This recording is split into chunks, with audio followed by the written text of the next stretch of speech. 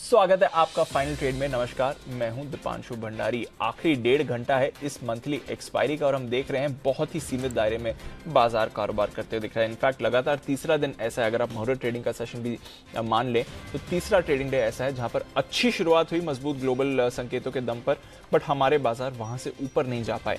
गिर भी नहीं रहे हैं, लेवल्स होल्ड कर रहे हैं। 17,700 पर है निफ्टी। बैंक निफ्टी आपको करीब 250 पॉइंट ऊपर दिख रहा है, बट ज्यादा ऊपर भी नहीं जा रहे। तो एक छोटी सी रेंज में आपको कारोबार होते हुए दिख रहा है और एक्सपायरी डे की वॉलेटिलिटी अब तक तो नहीं आई है, आखिरी 1.5 घंटे में आती है या नहीं ये देखना जरूरी है। स्टॉक स्पेसिफिक एक्शन भी है भरपूर, सारे एक्सपर्ट्स भी जुड़ने के लिए तैयार हैं, कई सारी खबरें भी हैं जहां पर करना है फोकस। आइए सबसे पहले इस समय की बड़ी बातें जो हैं उस पर नजर डाल लेते हैं। एक्सपायरी का दिन है, दायरे में है बाजार इस समय निचले स्तरों के आसपास आपको ट्रेड कर रहा है। 17,700 पर है निफ्टी। बैंक निफ्टी 41,300 के आसपास।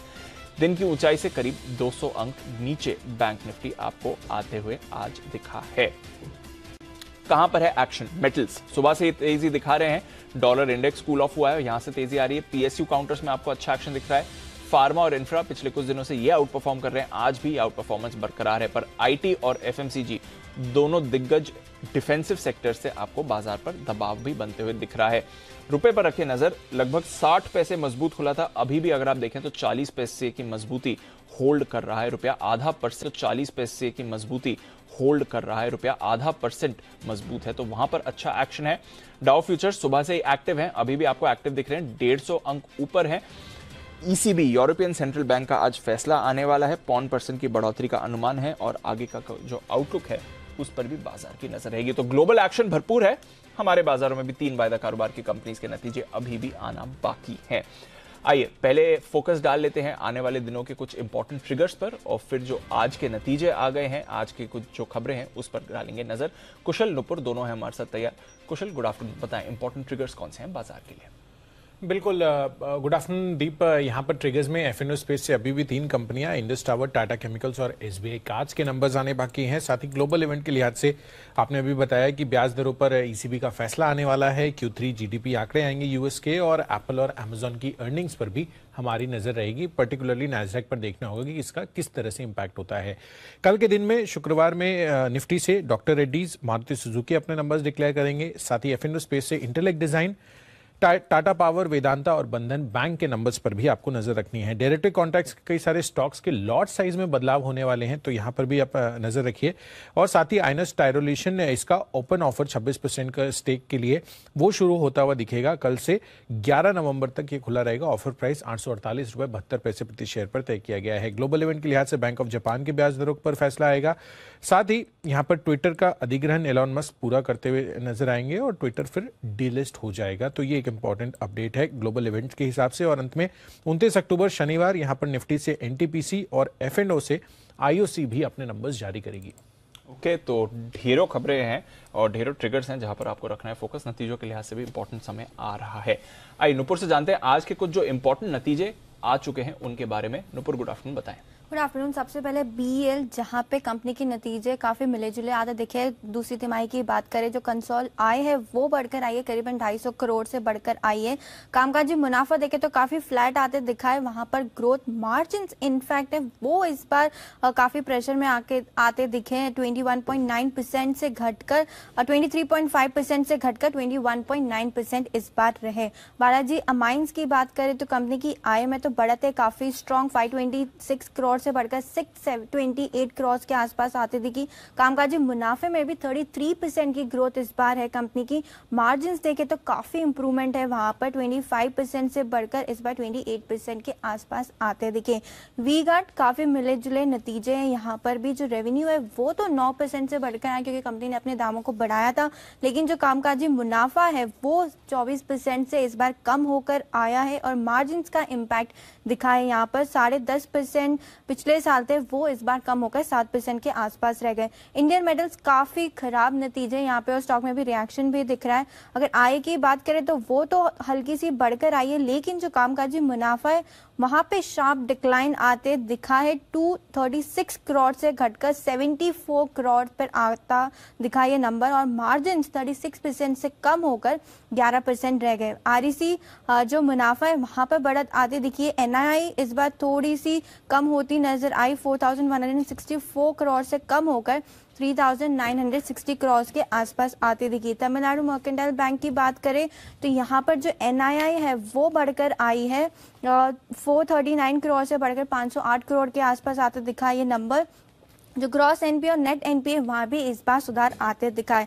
पीसी ज्वेलर्स की बात करें तो काफी स्ट्रॉन्ग नतीजे रहे, यहाँ भी कंपनी के घाटे से मुनाफे में आ चुकी है। कंपनी पिछले साल 79 करोड़ का घाटा था, जो इस बार 86 करोड़ का मुनाफा आते दिखाए। कई सारे नतीजे आ गए, वहां पर तो रिएक्शन आ ही रहा है। खबरें कौन सी है नुपुर आज की? सबसे पहले कावेरी सीड्स, जहां पे आज बोर्ड मीट थी, बायबैक को लेके 700 रुपए का बायबैक भाव दिया है कंपनी ने। जो टोटल साइज है वो 25 करोड़ के आसपास है। जो हमने रिसर्च की थी कंजर्वेटिव बेसिस पे 650 का भाव दिया था, उसी से ऊपर ये भाव आते दिखा है। 46% प्रीमियम पर बायबैक प्राइस डिक्लेयर किया है कंपनी ने। JSW स्टील सब्सिडी ने इटली में 2 बैंकों के साथ करार किया है। करीबन $18.2 करोड़ का फंड जुटाने के लिए ये करार किया गया है। इंडसइंड बैंक की बात करें तो काइनेटिक ग्रीन एनर्जी का जो EV फाइनेंस के लिए कंपनी बैंक ने करार किया है। मनप्पुरम फाइनेंस फंड जुटाने के लिए पब्लिक इशू को के चलते कंपनी बोर्ड बैठक करने वाली है, उस पर फिर से। हाँ sir, follow on public issue देखना पड़ेगा। हाँ, कहा था इन्होंने। अच्छा, ओके। इक्विटी से फंड जुटाना जाता है, कब है मीटिंग? ये डेट मैं बताती हूँ सर। Okay okay. और बल्क डील है PFC 11 लाख शेयर्स और गेल करीबन 10 लाख शेयर्स के कई सौदे हुए हैं। ओके, तो सारी खबरें होगी और कोई हाँ बात? सर। हाँ चलिए दीप जी बताइए, मार्केट का क्या हाल है?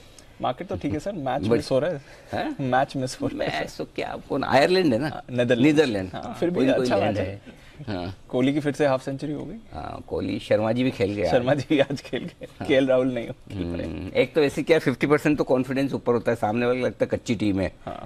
तो वैसे है ना, बाहर निकल के मारते हैं एक्चुअली। हम तो ऐसे ही खेलते थे। Correct sir. हाँ, मतलब भले वो बाद में आउट हो जाए अलग बात है, पहले हमको ये लगता है ये कच्चा प्लेयर है, इसको तो मारना ही है। मतलब तो फिर जरा आधा वैसे ही प्रेशर में रहता था।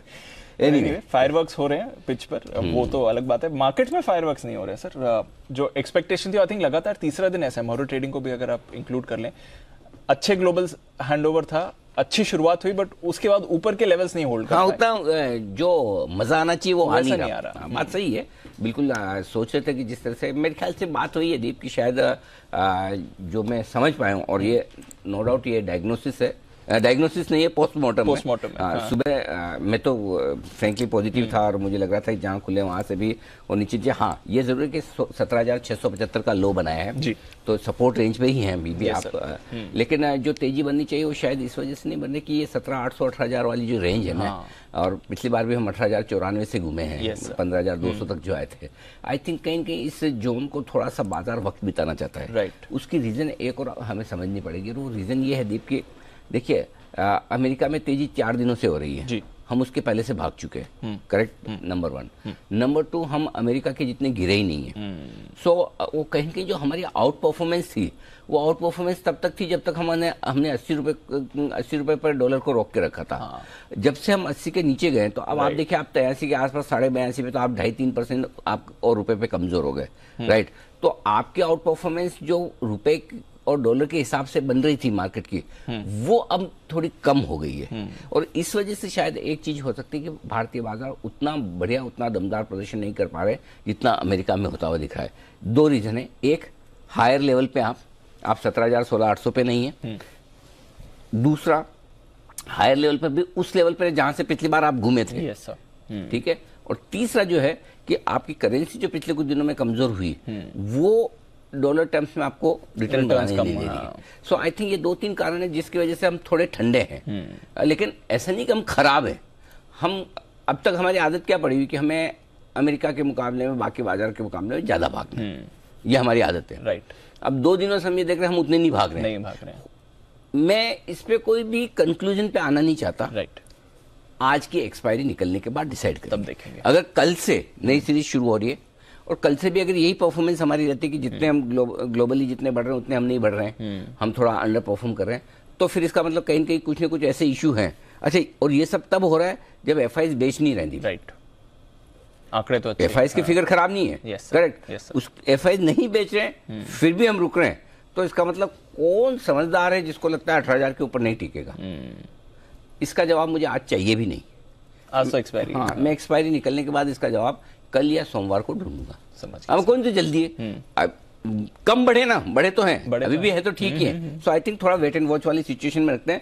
रहा सवाल एक्सपायरी का, ओहो भर भर के डेटा है मेरे पास अंदाज लगाएंगे हाईएस्ट ओपन इंटरेस्ट कॉल्स में कितना होगा किसी स्ट्राइक प्राइस में? 2 करोड़ तो होगा। अब आप 1 करोड़ से कम तो अब बात एक तो मैं ना सवाल ही गलत अब आपने नंबर्स उस दिन 3 करोड़ बोल दिया था, तो ऐसा सवाल पूछते ना आदमी तो फिर जवाब एकदम फटाफट से 1,86,00,000 देखो क्लोज है, एकदम क्लोज है। तो अब नंबर्स बढ़िया है, नंबर्स बड़े बड़े हैं, बस मुझे थोड़ा सा वक्त दें, मैं डेटा तैयार कर लेता हूँ। चलिए, तो थोड़ी देर में अनिल जी से उनकी स्ट्रैटेजी भी लेते हैं, एक्सपायरी की तरफ हम मूव कर रहे हैं। सारे मेहमानों का करते हैं स्वागत, बंसल जी, कुणाल जी, साथ ही सुमित जी, श्रीकांत चौहान साहब थोड़ी देर में जुड़ेंगे, हिमांशु जी और मुदित गोयल हमारे साथ जुड़ रहे हैं, और साथ ही संदीप जैन साहब भी हैं। और शुरुआत करते हैं मुदित जी के साथ, बिगुल मुनाफे वाले मुदित।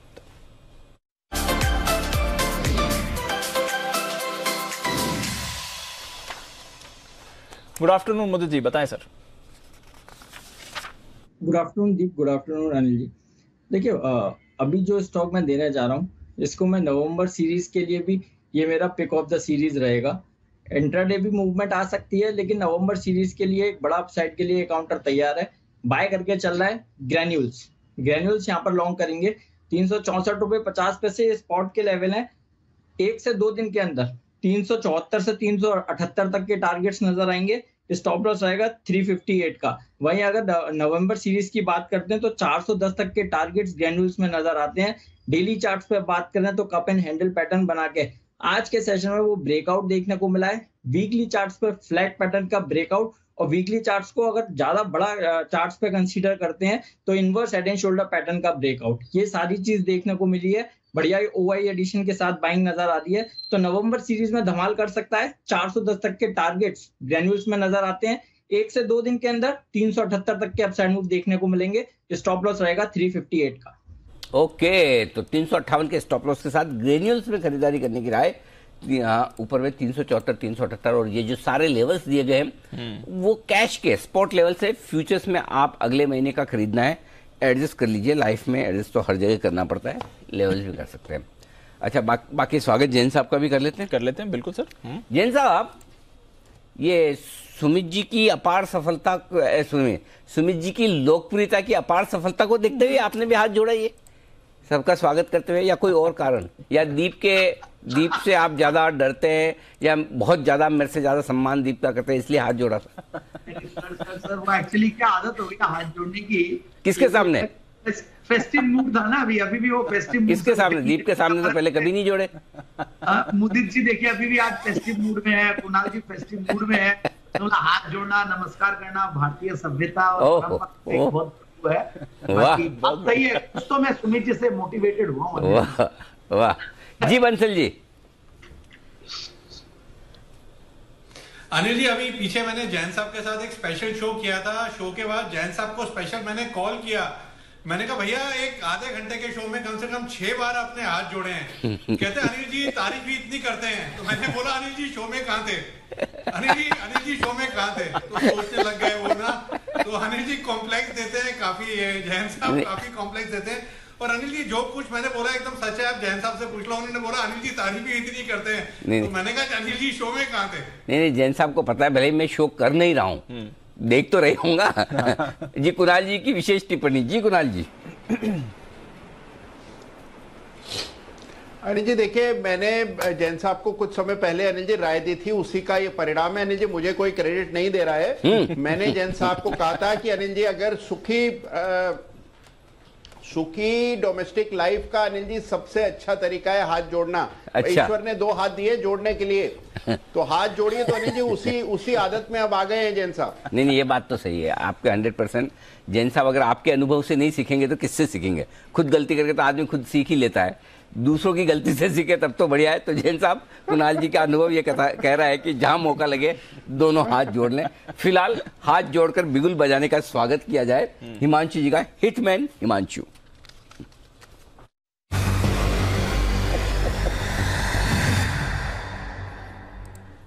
बताएं sir. Anil ji, good afternoon to you, good afternoon everyone. खरीदना है भारत इलेक्ट्रॉनिक्स यानी कि BEL, और ये स्टॉक एक कंसोलिडेशन के बाद वापस से नेक्स्ट अप मूव के लिए तैयार है। स्पॉट लेवल्स 108.70 के आसपास के करंट लेवल्स हैं अनिल जी। यहाँ पर स्टॉप लॉस मेंटेन करना है 105 रुपए का। अपसाइड में पहला टारगेट रहेगा 112.50 और दूसरा टारगेट 115 रुपए का, और ये दोनों ही टारगेट्स मुझे लगता है कल तक आते हुए नजर आ सकते हैं। भारत इलेक्ट्रॉनिक्स में खरीदारी करके चले, यहाँ पर मुझे लगता है कि एक अच्छी तेजी बनते हुए नजर आ सकती है। BEL ये है वो स्टॉक्स जहां पर खरीदारी करने की राय हिमांशु जी की तरफ से आती हुई आपके लिए। सुबह HAL खरीदारी करने की राय दी थी सेठी साहब ने। सारे डिफेंस स्टॉक्स में जबरदस्त एक्शन है। 105 का स्टॉप लॉस, 112.50 और 115 तक के टारगेट के लिए करनी है खरीदारी। आइए बढ़ते आगे, और वक्त है एक बड़ी और एक्सक्लूसिव खबर का। हमारे साथ जुड़ रहे हैं हमारे संवाददाता तरुण शर्मा दिल्ली से इस वक्त, और लेकर आए एक बेहतरीन खबर। तरुण बताइए क्या है बड़ी और एक्सक्लूसिव खबर आपके पास? बिल्कुल सर, मैं बताना चाहूँगा शिपिंग कॉर्पोरेशन ऑफ इंडिया का विनिवेश में तेजी आई है, और जो रेगुलेटरी अप्रूवल्स हैं वो उम्मीद की जा रही है कि नवंबर के दूसरे हफ्ते में मिल सकते हैं। मिनिस्ट्री ऑफ कॉर्पोरेट अफेयर्स के पास जो मीटिंग है, जो सुनवाई डीमर्जर के लिए होनी है, वो दूसरे हफ्ते में उम्मीद की जा रही है कि मिनिस्ट्री ऑफ कॉर्पोरेट अफेयर्स दूसरे हफ्ते में सुनवाई के लिए शिपिंग कॉर्पोरेशन ऑफ इंडिया को बुला सकता है, क्योंकि शेयर होल्डर्स अप्रूवल ऑलरेडी हो चुके हैं। लैंडर्स से भी शिपिंग कॉर्पोरेशन ऑफ इंडिया को अप्रूवल मिल चुका है। ROC ने भी अपनी रिपोर्ट सबमिट कर दी है। तो अब उम्मीद की जा रही है कि जो फाइनल हेयरिंग है वो नवंबर के दूसरे हफ्ते में हो सकती है। इस हेयरिंग के बाद यदि इस फाइनल हेयरिंग में एक ऑब्जर्वेशन लेटर इशू हो सकता है, उसके 15 से 20 दिन के अंदर रिटर्न ऑर्डर पास हो जाएगा। इस रिटर्न ऑर्डर के पास होने के बाद जिस तरीके से अभी आज देखा हमने NMDC के अंदर डीमर्ज वाली एंटिटी ट्रेड करनी स्टार्ट हो जाएगी, वैसे ही ex date shipping corporation of India के लिए आ जाएगी। तो उम्मीद ये की जा रही है कि जो भी रेगुलेटरी अप्रूवल्स हैं, जो भी रेगुलेटर के हिसाब से जो चीज़ें चाहिए वो जनवरी के पहले हफ्ते तक कंप्लीट हो जाएगी, क्योंकि 45 दिन का समय फिर लगता है एक फाइनल अप्रूवल के बाद। तो पहला नवंबर के दूसरे हफ्ते में फाइनल ऑब्जर्वेशन लेटर इशू हो जाएगा, उसका रिटर्न ऑर्डर उससे 15 दिन बाद हम उम्मीद कर रहे हैं, तो दिसंबर के पहले वीक तक वो कंप्लीट हो जाएगा, और उसके 45 दिन के अंदर जो डीमर्ज एंटिटी है उसकी ट्रेडिंग स्टार्ट हो जाएगी। तो आप ये कह रहे हैं कि कमोबेश इसमें मामला पूरा का पूरा जैसे BML में और IDBI बैंक में हुआ, उसी तरह की राह पर शिपिंग कॉर्पोरेशन चल रहा है कि पहले MCA से मंजूरी और उसके बाद डीमर्जर, तो ये उसी तरीके से ये मामला भी आगे बढ़ने वाला है तरुण? बिल्कुल, आप बिल्कुल सही कह रहे हैं सर, उसी रफ्तार से चल रहा है, लेकिन इसकी रफ्तार BEML और IDBI से काफ़ी तेज है, क्योंकि एक तो सरकार को जो अपना विनिवेश का लक्ष्य है वो पूरा करना है, और बजट 1 फरवरी को पेश होना है। तो उससे पहले हो सकता है कि सरकार इस चीज़ का जो 65,000 करोड़ का जो लक्ष्य रखा था उसमें से काफ़ी हद तक वो यदि शिपिंग कॉर्पोरेशन ऑफ इंडिया का विनिवेश कर लेती है या एक लास्ट लैब पे पहुंच जाती है, तो सरकार के लिए एक फेस सेविंग हो जाएगा कि वो बजट में बता सकेगी कि हमने यहाँ तक इस प्रोसेस को पूरा कर लिया है। और क्योंकि 63% की हिस्सेदारी, एक बड़ी हिस्सेदारी सरकार यहाँ पे शिपिंग कॉर्पोरेशन ऑफ इंडिया में बेचने जा रही है, तो इसलिए दोनों ही मिनिस्ट्री ऑफ कॉर्पोरेट अफेयर्स और मिनिस्ट्री ऑफ फाइनेंस दोनों ही काफ़ी तेज़ी से इस प्रक्रिया को पूरी करने की कोशिश कर रहा है। ओके, तो बड़ा डेवलपमेंट यहाँ पर शिपिंग कॉर्पोरेशन को लेकर होता दिख रहा है। तरुण जो सिंह बात कर रही है कि शिपिंग कॉर्पोरेशन के केस में जो रफ्तार होगी विनिवेश की, वो IDBI बैंक, BML जैसी कंपनियों से कहीं ज़्यादा तेज और कहीं ज़्यादा फास्ट होगी। और इसकी वजह है कि बजट के पहले सरकार चाहेगी कि ये पूरा का पूरा काम कर ले। तो क्या है टाइमलाइन समझ लीजिए। मिनिस्ट्री ऑफ कॉर्पोरेट अफेयर्स की तरफ से नवंबर के दूसरे हफ्ते में यानी 15 नवंबर के पहले मंजूरी मिलने की संभावना है। उसके बाद डीमर्जर के लिए शेयर होल्डर्स और शिपिंग कॉर्पोरेशन ने जो डीमर्जर के लिए लेंडर से मंजूरी ऑलरेडी ली है। अब ये कंपनी जो डीमर्जर वाली अलग हो जाएगी, जिसमें नॉन कोर एसेट्स है, और उसके बाद 63% हिस्सा जो सरकार का है वो बेचने के लिए EOI यानी कि एक्सप्रेशन ऑफ इंटरेस्ट जारी किए जाएंगे। तो फास्ट ट्रैक पर फाइनली दीप लंबे इंतजार के बाद अब शिपिंग कॉर्पोरेशन आ गया सर, फाइनली आता हुआ दिख रहा है। और टाइमलाइन भी अब हाँ, और सबसे बड़ी बात है तरुण की सारी विनिवेश की टाइमलाइन अब तक बैंग ऑन टारगेट है, चाहे वो कॉनकोर के लैंड लीज रेंटल्स को लेकर हो, BML के डीमर्जर को लेकर हो, चाहे IDBI बैंक के NMDC भी, हाँ NMDC भी, मैं वही सोच रहा था मैं कौन सा बोल रहा हूँ, अभी याद है NMDC भी। तो तरुण बहुत ही जबरदस्त इस पूरे डाइवेस्टमेंट वाली सारी खबरों पे आपकी पकड़ रही है, और ये खबर भी जो आप दे रहे हैं बहुत ही जबरदस्त है। आइए एक बार जरा जैन साहब से इस पर राय लूं, और तब तक कुणाल जी चार्ट्स पर नजर रखेंगे। जैन साहब बताएं सर, शिपिंग कॉर्पोरेशन डाइवेस्टमेंट के लिहाज से तेजी से रफ्तार पकड़ने की तैयारी में? नहीं, बिल्कुल तेजी तो देखिए अभी, चूंकि तरुण जी ने बहुत राइट समय पे लाया, तो इसलिए मैं तो इसकी दाद देने वाला हूं। और क्योंकि देखिए नवंबर में होने वाला है, हमें याद करना चाहिए 2019 में शायद अक्टूबर नवंबर में ये न्यूज आई थी कि BPCL, कॉनकॉर्ड, शिपिंग कॉर्पोरेशन ये सब का डाइवेस्टमेंट होगा, बट BPCL अभी उसमें चला गया है, मतलब इश्यूज आ रहे हैं वहां पे। तो SCI पे तो सर्टेनली करेंगे, और ये जो बजट वाला जो टाइमलाइन या डेडलाइन जैसा एक ट्रीट करेंगे, तो ये शेयर्स के लिए बहुत बढ़िया। और इसमें देखिए रिजल्ट्स वगैरह भी अच्छे आ रहे हैं, फंडामेंटल्स बहुत बढ़िया। और कई बार ऐसा होता है कि ठीक है लेट आ रहा है, बट जिस तरीके के फंडामेंटल्स है यहाँ पे, न्यूज बेस्ड और फंडामेंटल बेस्ड दोनों इन्वेस्टमेंट किया जा सकता है, बहुत अच्छे लेवल्स भी और टेक्निकली भी बहुत अच्छे लेवल्स पे। तो आई फील कि one should start investing, and आज भी 3-4-5% ज्यादा से ज्यादा ऊपर होगा। मुझे लगता है कि अच्छा खासा इसमें रिटर्न्स बन सकता है, डाउनसाइड रिस्क बहुत ज्यादा लगती नहीं है, so one should explore the stock. बढ़िया रिटर्न्स आ सकते हैं, अच्छे लेवल्स हैं, जैन साहब को भी दिख रहे हैं। कुणाल जी एक बार चार्ट्स पर भी जरा राय देते सर, शिपिंग कॉर्प। देखिए सबसे पहले तो चार्ट पर अगर देखें दीपांशु, तो एक inverse head and shoulder pattern बन रहा है इसके वीकली चार्ट पर, जिसका ब्रेकआउट आ चुका है। और मुझे लगता है कि डेली चार्ट पर भी ब्रेकआउट आ जाएगा जब ये स्टॉक 130 रुपए के लेवल्स को पार करेगा। तो 127 पर अभी फिलहाल ट्रेड कर रहा है, 130 पार होते ही इसमें एक बड़ा ब्रेकआउट होगा। वीकली चार्ट का इन्वर्स हेड एंड शोल्डर का ब्रेकआउट ऑलरेडी आ चुका है, जिसका टारगेट यहां से 30 रुपए ऊपर है। तो मुझे लगता है कि काफी बड़ा अपसाइड शिपिंग कॉर्पोरेशन में बन सकता है। दूसरी बात मैं कहना चाहता हूं दीपांशु, जो सरकारी कंपनियां हैं इनके सबके चार्ट्स में हमने भारी सुधार आता हुआ देखा है। ऐसी सरकारी कंपनियां जो कि बरसों से नहीं चली, उनमें भी बड़े ब्रेकआउट्स हुए हैं। तो मुझे लगता है कि SCI में भी इस साल आपको बड़ा अपमूव देखने को मिलेगा। 130 के ऊपर मेरी पुरजोर खरीदारी की राय। ओके, तो ये है आपके लिए शिपिंग कॉर्पोरेशन। टेक्निकली अच्छा लग रहा है, फंडामेंटली अच्छा लग रहा है, इस पर रखनी है आपको नजर। यहां पर एक्शन आ रहा है विनिवेश के लिए, टाइमलाइन भी आपके सामने है। आइए फिर कुछ और काउंटर्स और खबरें जहां पर आपको मूव आती हुई दिख रही है, उससे पहले कैश का ऑप्शन लेते हैं सुमित जी के साथ।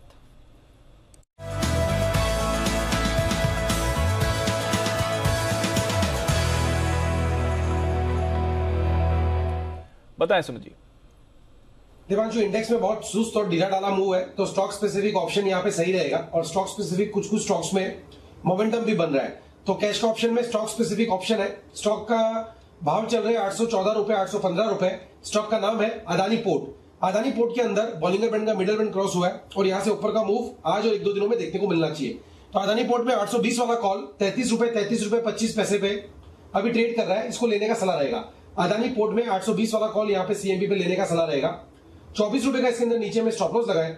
ऊपर के अंदर 42 रुपए से लेके 48 रुपए तक के टारगेट अदानी पोर्ट के 820 के कॉल के अंदर देखने को मिल सकते हैं। अदानी पोर्ट के अंदर आज की जो कैंडल फॉर्म हो रही है, अगर ये 815 के ऊपर क्लोजिंग दे देता है, तो फिर अदानी पोर्ट यहां से ऊपर में 825 रुपए से लेके 830 रुपए तक का मूव दिखाएगा। ऐसा होने पे अदानी पोर्ट के 820 के जो कॉल के टारगेट है 42 से 48 के, वो अचीव होने के चांसेस है। तो 24 रुपए के स्टॉप लॉस से अदानी पोर्ट का 820 का कॉल खरीदारी करें। तो ये है आपके लिए अदानी पोर्ट पर एक बेहतरीन कॉल आपके लिए आता हुआ दिख रहा है। कुणाल जी और राकेश जी तैयार है अपनी एक स्पेशल पिक के साथ, बिगुल के साथ उनका भी किया जाए स्वागत।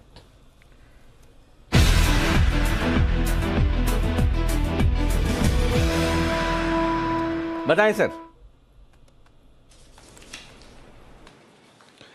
अनिल जी देखिए, एक स्टॉक जिसने बहुत समय से लोगों को निराश किया है और जिसने लगातार बाजार को अंडर परफॉर्म किया है, इसके चार्ट पर अब हमें एक बड़ी तब्दीली आते हुए दिख रही है। और इसकी मूल वजह है कि इस चार्ट पर एक RSI डाइवर्जेंस है जिसका ब्रेकआउट आता हुआ दिख रहा है। स्टॉक का नाम है सन फार्मा एडवांस रिसर्च, जिस पर हमारी खरीदारी की राय है। बहुत ही इंटरेस्टिंग चार्ट स्ट्रक्चर बना है, नीचे के लेवल्स पर स्टॉक ने बेस बना लिया है। इसका अगर वॉल्यूम मैप अगर आप देखें तो आपको पता लगता है कि बड़े पैमाने पर वॉल्यूम एडिशन निचले स्तरों पर हुआ है। तो स्पार्क में हमारी खरीदारी की राय है। Over to Rakesh ji. अनिल जी, बेहतरीन टेक्निकल स्ट्रक्चर है, नीचे से नीट क्लीन क्लियर रिवर्सल है और टेक्निकल पैटर्न ये बोल रहा है कि stock is ready to fly. Short term में एक बड़ा अपमूव देखने को मिलेगा। पहला टारगेट है यहाँ 256, 256 का पहला टारगेट, 264, 264 का दूसरा टारगेट, 232, 232 का स्टॉप लॉस, और स्पार्क है हमारा स्पेशल पिक वाला स्टॉक। स्पेशल पिक के तौर पर स्पार्क को करें खरीदारी, ये है राय आपके लिए आती हुई इस वक्त कुणाल जी और राकेश जी की तरफ से। स्पार्क में स्पार्क है चिंगारी भड़कने की तैयारी में। आइए बढ़ते आगे। डाबर, ये है स्टॉक एक्शन में, और एक्शन में इस वजह से कि नतीजे तो आए ही हैं, नतीजों के साथ बादशाह पान मसाला, नहीं पान मसाला नहीं सिर्फ मसाला, सिर्फ मसाला, पान नहीं, सिर्फ पान नहीं, ये सारे तो पान जैसे ही लगते हैं। हाँ।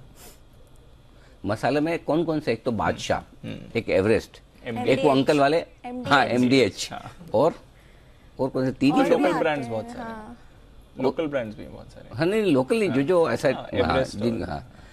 और कोई मसाला मतलब पान वाला नहीं, दूसरा वाला अगर आपको पता हो। देखो 3 तो हमें याद आ गए, एवरेस्ट, MDH, बादशाह, हाँ एक मिनट, हाँ बताएं बंसल जी कौन सा मसाला याद आया आपको?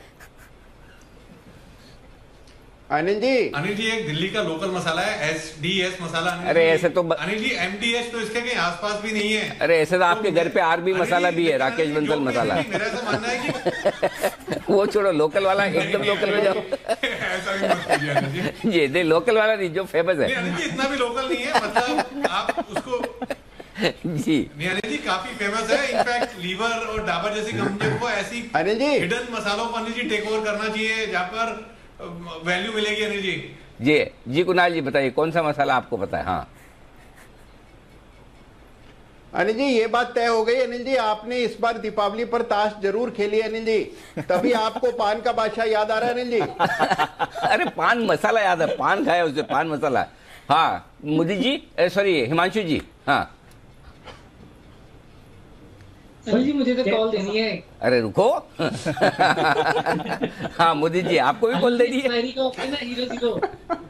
अच्छा वो सुमित जी फ्री बैठे, उनको दे दो।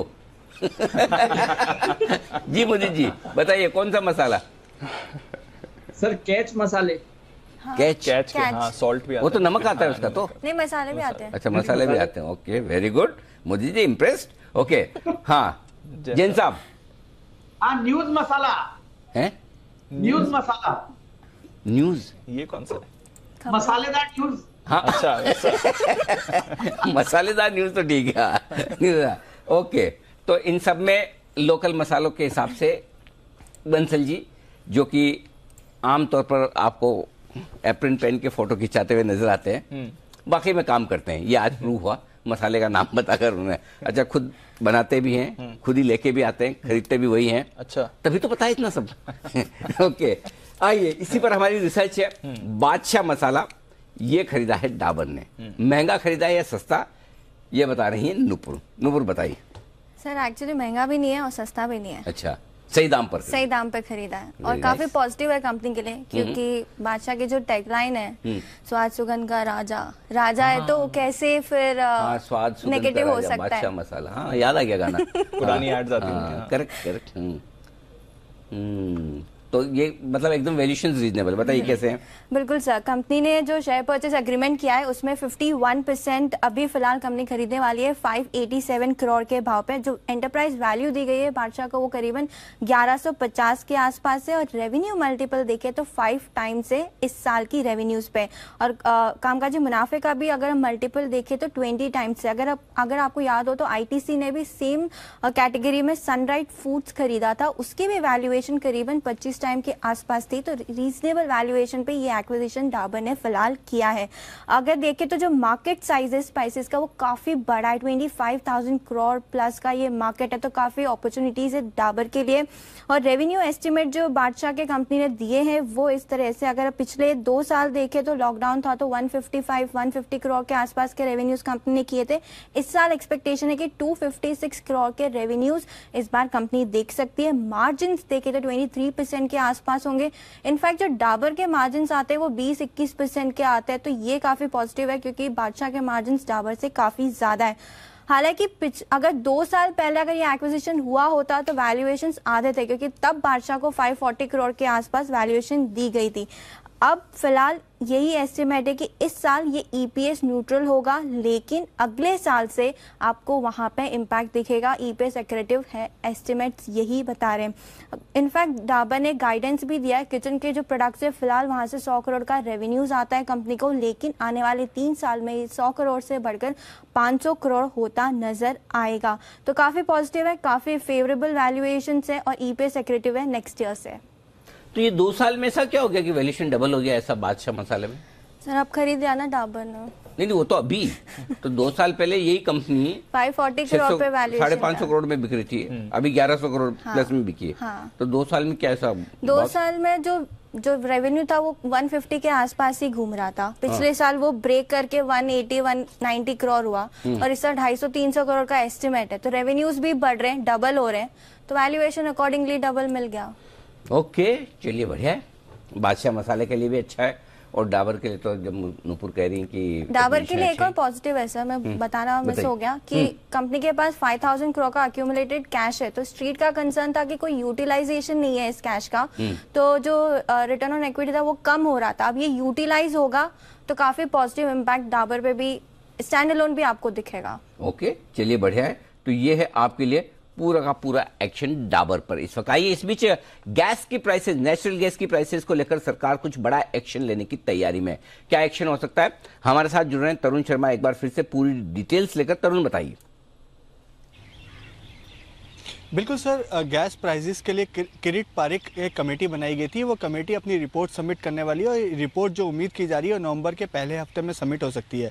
इसकी फाइनल मीटिंग जो है वो सोमवार को बुलाई गई है, लेकिन जो हमारे सोर्सेज हैं वो ये बता रहे हैं कि जो एपीएम के प्राइजेस की जो कैप है वो $6 से $7 MTPU के आसपास हो सकती है। और जो रिपोर्ट है वो दो हिस्सों में ये रिपोर्ट सबमिट होगी। एक होगी CGD के लिए, मतलब सिटी गैस डिस्ट्रीब्यूशन के लिए, और दूसरी होगी जो कमर्शियल यूज होता है, चाहे वो फर्टिलाइजर हो या पावर प्लांट्स हो। तो उन दोनों को मिला के किरीट पारिक की जो कमेटी है वो रिपोर्ट सबमिट करेगी।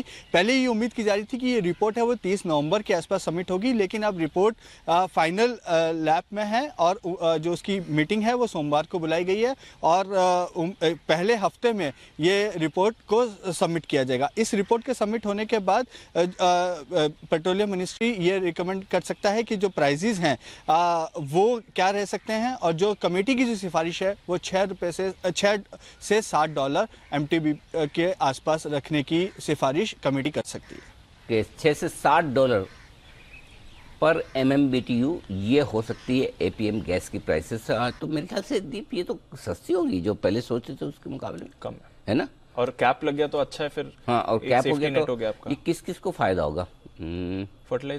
फर्टिलाइजर कंपनी जो गैस का यूज करते हैं उनको बड़े फायदे के। पावर कंपनियां होंगी, फर्टिलाइजर कंपनियां होंगी। गैस ट्रांसमिशन करने वाली कंपनियों के लिए थोड़ी नेगेटिव हुई। हाँ, थोड़ी गेल टाइप, आईजीएल। हाँ, आईजीएल के लिए नहीं, आईजीएल एमजीएल तो ठीक है, वो एंड यूजर को। आईजीएल एमजीएल को तो जितना जो मिल रही है उस पास नहीं करना है। गेल उनके लिए थोड़ा, हाँ, Gujarat gas type. Gujarat gas तो डिस्ट्रीब्यूशन में भी है। सो एनीवे, बट फर्टिलाइजर कंपनियों के लिए, पावर कंपनियों के लिए जो गैस का यूज करते हैं, अगर उनके लिए गैस के दाम ऊपर कैप हो गए, ये बहुत दिनों से चल रहा है मामला, होगा कब पता नहीं। तरुण, कब तक होने की उम्मीद है? देखिए सर, रिपोर्ट जो सबमिशन की बात है वो ये उम्मीद की जा रही है कि नवंबर के पहले हफ्ते में हो जाएगी और इम्प्लीमेंटेशन भी लगता है कि सरकार जल्दी करेगी, क्योंकि जिस तरीके से आपने कहा कि फर्टिलाइज़र कंपनीज़ को फ़ायदा होगा, फर्टिलाइज़र कंपनीज़ को जो भी उनकी जो कॉस्टिंग होती है वो सरकार ही देती है। तो यदि सरकार एक तरफ और जो फर्टिलाइज़र कंपनीज़ की जो को पैसा सरकार ने देना है, और यदि वहाँ पे यदि कॉस्टिंग कम आएगी तो सरकार को ही फायदा है। तो इस वजह से ये इम्प्लीमेंटेशन भी हो सकता है कि जल्द हो पाए। परफेक्ट। तो ये है आपके लिए गैस के दामों को लेकर बड़ा डेवलपमेंट नवंबर में होने की उम्मीद आप कर सकते हैं। आइए बढ़ते आगे। सेठी साहब से मुलाकात करने का वक्त, सदाबहार सेठी साहब की शॉर्ट टर्म पिक्स आने की तैयारी में। तब तक 2:30 बजे की स्ट्रेटेजी भी तैयार है। अगर आप तैयार हैं तो मैं भी तैयार हूं। डाउ फ्यूचर्स भी तैयार है, मार्केट भी तैयार है सर, बिगुल भी तैयार है। आइए अनिल जी की स्ट्रेटेजी लेते हैं।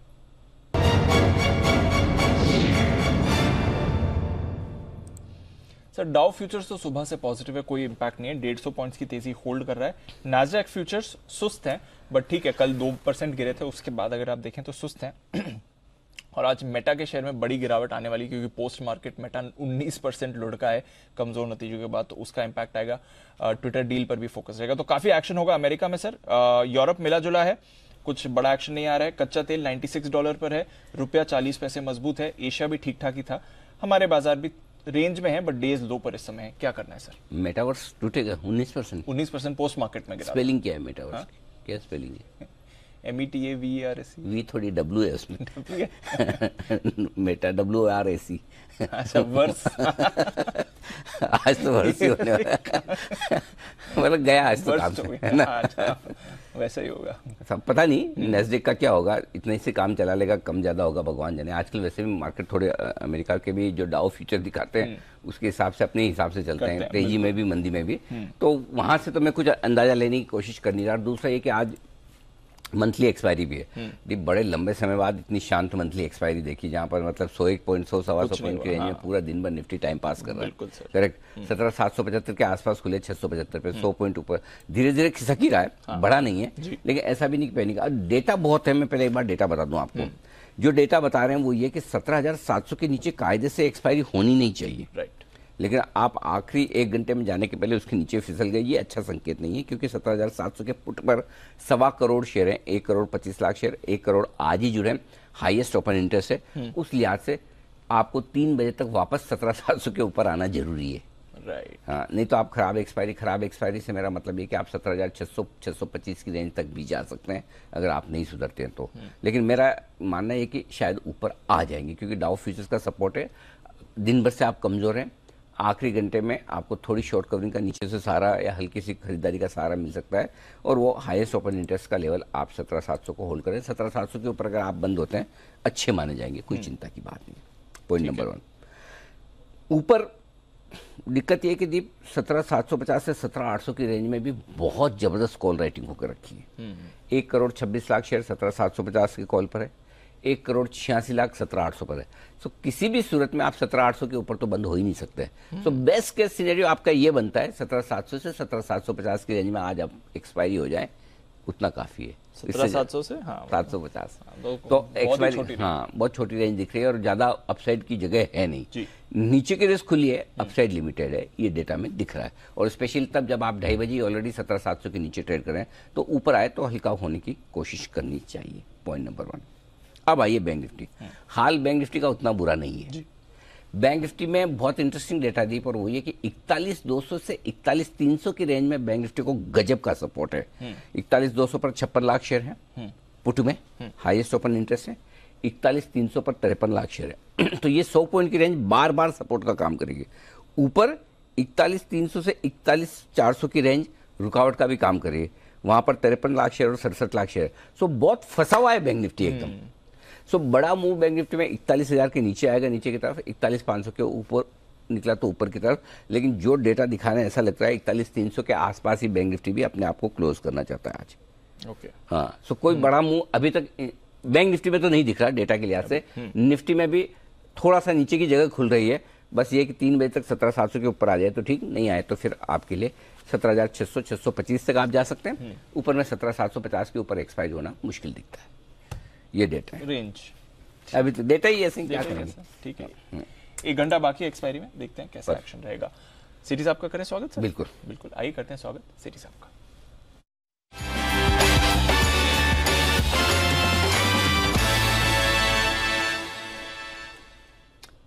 स्वागत है आपका सिटी साहब, बताएं सर क्या है इरादा।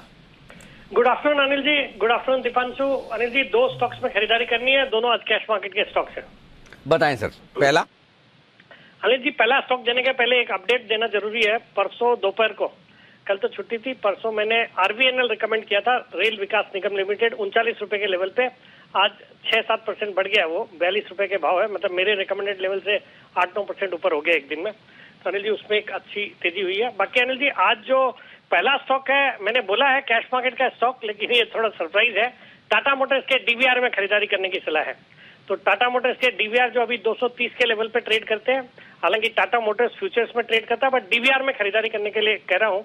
अनिल जी, पहले टाटा मोटर्स में एक अच्छी तेजी नजर आ रही है। जिस तरह से हम इस बार दिवाली का माहौल देख रहे हैं, तो कारों की बिक्री अच्छी हुई है। तो जो नंबर्स आएंगे इस महीने के, मुझे लगता है अच्छे नंबर्स आएंगे और फिर इलेक्ट्रिक व्हीकल्स के स्पेस पे एक फ्रंट रनर है, फर्स्ट मूवर एडवांटेज मिल रहा है। इनके जो मॉडल्स है, नेक्सॉन है, टियागो है, टिगोर है, रोड पे दिखते भी हैं, तो मुझे लगता है बिल्कुल अच्छे नंबर्स आने चाहिए। बाकी अनिल जी, टाटा मोटर्स डीवीआर में इसलिए खरीदारी करनी है, मुझे लगता है कुछ तो हो रहा है। इन द सेंस जिस तरह की तेजी पिछले 4-5 दिनों में टाटा मोटर्स के डीवीआर में हुई है, कंपेयर टू टाटा मोटर्स वो अलग ही तरह की तेजी है, तो जिससे ये लगता है कि कोई कॉर्पोरेट एक्शन होना चाहिए जिसका फायदा टाटा मोटर्स डीवीआर के शेयर होल्डर्स को बराबर का होना है। तो उस लिहाज से मुझे लगता है टाटा मोटर्स के डीवीआर में एक अच्छी तेजी यहाँ से और देखनी चाहिए। तो इस स्टॉक में खरीदारी करने की सलाह, मेरा शॉर्ट टर्म टारगेट है 245 का और 223 का स्टॉप लॉस रखना है। ओके, तो ये है आपके 223 के स्टॉप लॉस के साथ टाटा डीवीआर में खरीदारी का दिख रहा है। बताएं सर दूसरा स्टॉक। दूसरा स्टॉक अनिल जी है कल्याण ज्वेलर्स, 102 के लेवल पे ट्रेड करता है। भारत की one of the largest jewellery retailer है, जिसका ऑर्गेनाइज्ड ज्वेलरी सेगमेंट में 6% का मार्केट शेयर है। पॉपुलर ब्रांड्स है, साउथ इंडिया में तो बहुत ही पॉपुलर है, और अभी कंपनी ने नॉर्थ इंडिया मतलब नॉन साउथ इंडिया में काफी एग्रेसिवली एक्सपेंशन करने का प्रोग्राम किया है। फिर मिडिल ईस्ट में भी 5 कंट्रीज में प्रेजेंट है, 30 से ज्यादा शोरूम्स है मिडिल ईस्ट में, जहां से 14% रेवेन्यूज आते हैं। दमदार फंडामेंटल्स है, जून क्वार्टर बहुत अच्छा था। फिर अनिल जी, आज पीसी ज्वेलर्स के नतीजे आए, नतीजे तोड़फोड़ थे। पीसी ज्वेलर्स ने इस तिमाही में पिछले साल जो सितंबर तिमाही में जहां 78 करोड़ का नुकसान था, उसके सामने 85 करोड़ का पैट डिक्लेयर किया है, 85 करोड़ का प्रॉफिट आया है। तो बहुत ही अच्छे नतीजे पीसी ज्वेलर्स के आए। मुझे लगता है उसी तर्ज पे जितने ज्वेलरी कंपनीज है, ज्वेलरी स्टॉक्स है, उनके नतीजे आएंगे इस क्वार्टर के। और ये तो हम सितंबर क्वार्टर की बात कर रहे हैं, ये जो अभी सीजन गया दिवाली का, धनतेरस का, आप भी बाहर घूम के आए हैं, आपने भी आज सुबह आपको सुन रहा था, बहुत धूम बाजार में देखी जा रही है, प्लस अच्छा वेडिंग सीजन है इस बार। मुझे लगता है ये जो नतीजे इसके आएंगे आने वाले हैं 10 नवंबर को। हेलो हेलो, बोलिए बोलिए अनिल जी, क्या घूम के आए? अरे दिवाली का शो किया, भ्रमण करके आए, राजस्थान घूम के आए, एयरपोर्ट आपने फील किया। यार आप तो मेरे बॉस ही हो जाओ। दिवाली का शो भी किया, मॉर्निंग आफ्टरनून का शो भी किया। अच्छा बताओ क्या घुमा, मैं बताओ। अनिल जी, जिस कंटेक्स्ट में घुमा ना आपको, अच्छा। मैंने उस कंटेक्स्ट में आपने पक्का घुमा है कि आपको एयरपोर्ट की गर्दी, एयरपोर्ट में लगेज आने में देरी, एयरपोर्ट में फ्लाइट डिले हो रही है, पैर रखने की जगह नहीं है, वो सब आपने देखा। प्लस आप जब इतनी रोड जर्नी करी है, एयरपोर्ट तो आपके गांव तक जाता नहीं है अनिल जी, तो आपने पूरे मतलब बाजारों को भी देखा किस तरह का मूड माहौल है। घूमने की डेफिनेशन बदल डाली आपने तो। बिल्कुल। जी सर, बहुत घूम के आया, अब बताएं। हाँ अनिल जी, तो उस लिहाज से अनिल जी बहुत ही दमदार इस बार जो धूम थी पूरे दिवाली के सीजन में, और वेडिंग सीजन भी बहुत अच्छा होने वाला है। फिर ये कल्याण ज्वेलर्स तो देखिए मैनेजमेंट क्वालिटी भी अच्छी है, 29% का FIIs का एक्सपोजर है, जहाँ पे गवर्नमेंट ऑफ सिंगापुर है, सुंदरम म्यूचुअल फंड है। फिर अच्छे अच्छे ब्रांड एम्बेसडर इन्होंने हाल ही में सोनम कपूर को भी हायर किया है, बाकी अमिताभ बच्चन, ऐश्वर्या राय, कटरीना कैफ। तो बाकी मुझे लगता है ये स्टॉक वैल्यूएशन के लिहाज से भी अगर टाइटन से कंपेयर करेंगे तो बहुत ही सस्ता है।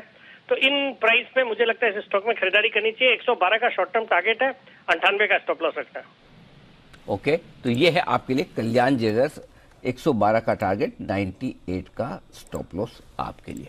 ओके, तो 2 कॉश कॉल्स सीरीज आपकी तरफ से, टाटा मोटर्स डीवीआर और साथ ही कल्याण ज्वेलर्स। आइए श्रीकांत जी भी हमारे साथ जुड़ चुके हैं, करते हैं उनका स्वागत और लेते हैं उनकी कॉल बिगुल BTS डबल टी।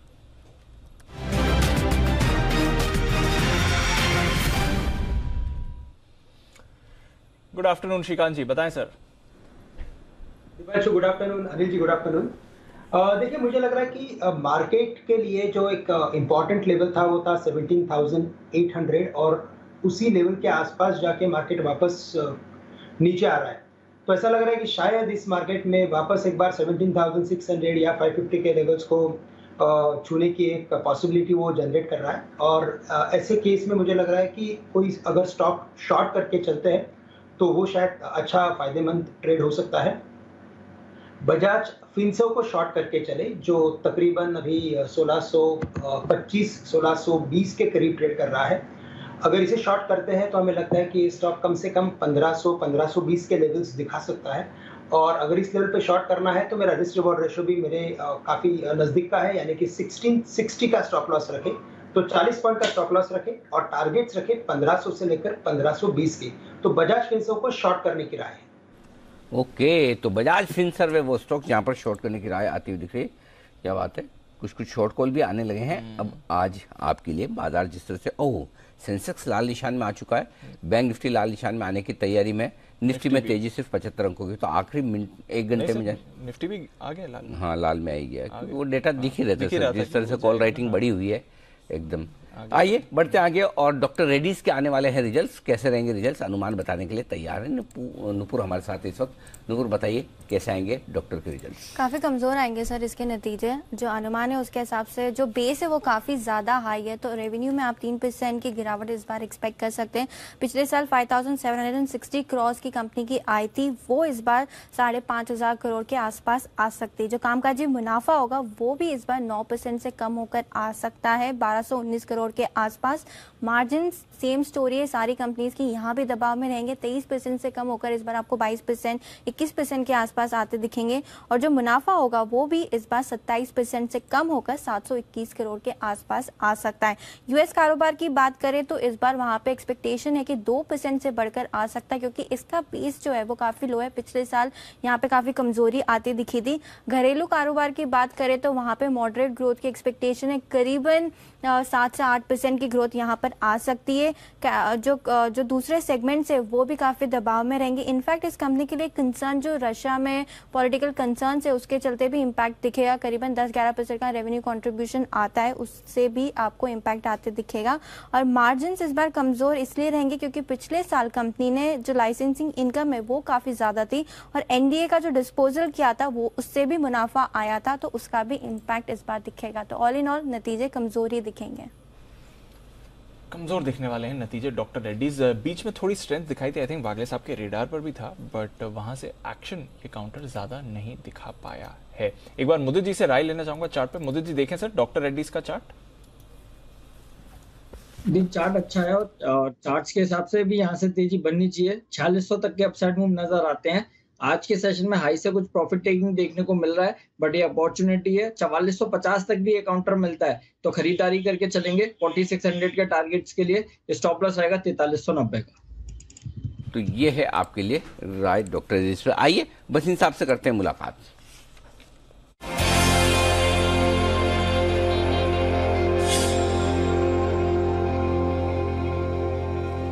सर स्वागत है आपका, बताएं सर पहले तो आउटलुक अपडेट, और साथ ही साथ आज मंथली एक्सपायरी भी थोड़ी ठंडी होती दिख रही, सुस्त है, क्या है व्यू सर? अनिल जी अपडेट दे दूं, पीएफसी आरईसी आपको कहे थे 4% बढ़ गए, और सेल भी आपका 83.5 बिक गया, और जिंदल स्टील, हिंदाल्को और सारे मेटल काउंटर्स आउट परफॉर्म। सुबह आपको सिप्ला और सेल कहा था, सेल हो गया, सिप्ला में बने रहिए। और अब आपके लिए और लास्ट आधे घंटे में बहुत स्मार्ट रैली आएगी मेरे हिसाब से।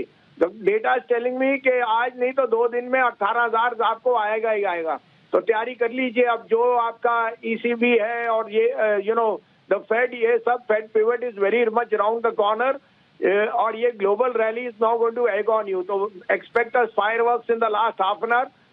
अब आपके लिए 2 पिक्स हैं और एक ऑप्शन आप कहें तो मैं शुरू करूं। जी सर प्लीज बताएं। अनिल जी पहले तो लीजिए एबी कैपिटल, अगले महीने का टॉप गेनर होएगा। 115.16 में लीजिए, स्टॉप लॉस ऑफ 112 का टारगेट। दूसरा पिक आज बहुत बढ़ चुका है लेकिन 6 मंथ हाई पे है आरबीएल। नवंबर की सीरीज में 175 जाएगा, 126 रुपए का स्टॉप लॉस, 135-33-34 में लीजिए, 175 का टारगेट। और तीसरा लीजिए 18,000 की कॉल, 180 रुपए में लीजिए, 150 का स्टॉप लॉस, 250 का टारगेट आपको अगले हफ्ते दिख जाना चाहिए। ये निफ्टी की 18,000 की कॉल 24 नवंबर वाली। ओके, तो 3 खरीदारी की राय, क्या बात है। तो एक कॉल भी आती हुई दिख रही है, 18,000 रुपए वाला कॉल ऑप्शन खरीदना है। उससे पहले स्टॉक्स बता दूं, आदित्य बिरला कैपिटल 112 के स्टॉप लॉस से खरीदना है 122 के टारगेट के लिए। आरबीएल बैंक 126 रुपए के स्टॉप लॉस के साथ टारगेट बढ़ा है 175 का पूरे नवंबर की सीरीज के लिए है, और 18,000 का कॉल ऑप्शन निफ्टी का आप खरीद कर चले। ये है वसीम साहब की तरफ से राय। तो निफ्टी पर भी बुलिश है, यानी कि बाजार पर नवंबर सीरीज को लेकर बुलिश है। आमतौर पर कॉल्स कम ही आते हैं। 150 का स्टॉप लॉस लगाकर आपको 250 की टारगेट के लिए 18,000 की कॉल ऑप्शन में भी करनी है खरीदारी। धन्यवाद वसीम साहब, ये पूरी तीनों पिक्स हमारे दर्शकों को बताने के लिए। आइए बढ़ते आगे, और ये सारी जो स्टॉक्स बड़े एक्शन में आते हुए दिख रहे हैं सरकारी कंपनियों के, जिनके डाइवेस्टमेंट की हम बात भी कर रहे थे, और पावर कंपनियां भी आज काफी जबरदस्त एक्शन में आ रही है। तो पावर कंपनियों में एक बार जैन साहब से राय ली जाए। जैन साहब, कोई पावर स्टॉक है आपके रेडार पर जहां पर एक्शन बढ़िया बन सकता है, खरीदा जाए?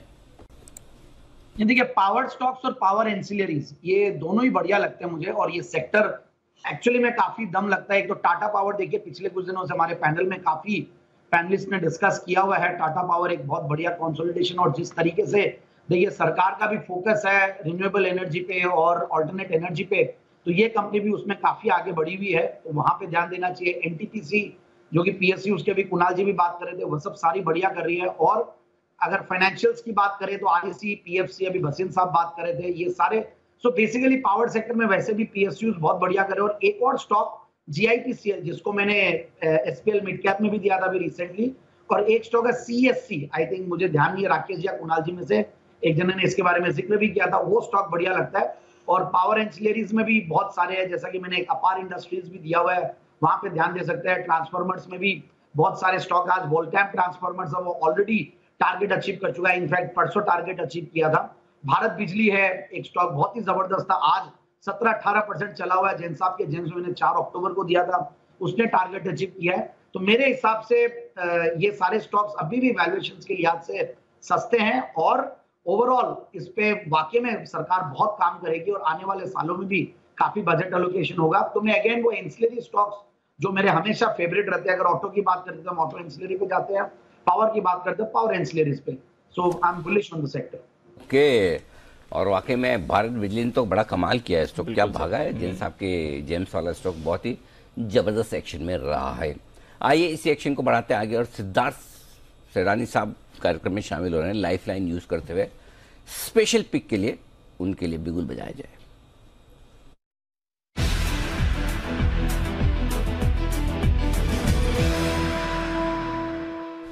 सिद्धार्थ जी बताएं सर। अनिल जी धन्यवाद, आपने लाइफलाइन यूज करने दिया, मौका दिया। ये जो स्टॉक है वो पावर ब्रांड है और लाइफ साइंस की कंपनी है, फार्मा की कंपनी है जाइडस लाइफ। पावर ब्रांड इसीलिए बोल रहा हूँ क्योंकि कुछ ओटीसी प्रोडक्ट बनाते हैं जैसे कि ग्लूकॉन डी, जो पावर देते हैं, शक्ति देते हैं। तो जाइडस लाइफ पे खरीदारी की राय है। ये टॉप 5 फार्मा कंपनी में आ रही है ब्रांड वाइज। बहुत सारे अच्छे अच्छे ओटीसी ब्रांड्स और प्रोडक्ट बनाती है। यूएस बिजनेस 40% का रेवेन्यू लाती है, जबकि भारतीय बिजनेस, इंडियन बिजनेस 47% का रेवेन्यू। पहली तिमाही में 9% का रेवेन्यू ग्रोथ देखा गया था इंडियन बिजनेस में।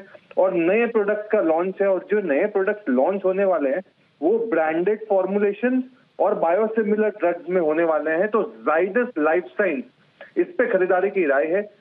ये शॉर्ट टर्म टारगेट आपको रखना चाहिए 470 रुपए का, 470, और अगर थोड़ा सा लंबे समय का टारगेट रख लिया 1 साल का तो 560 का भी टारगेट आ सकता है जाइडस लाइफ पे। इस पे खरीदारी की राय है।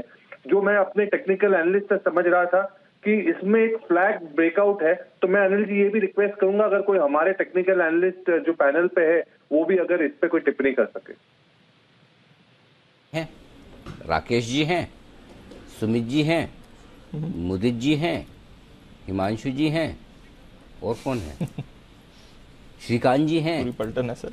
और मौका पड़ने पर जैसा होता है ना कि वो 9वें 10वें 11वें नंबर का बॉलर मौका पड़ने पर बैटिंग कर लेता है, वैसे जैन साहब भी हैं। जरूरत पड़े तो थोड़े बहुत चार्ट ये भी देख लेंगे।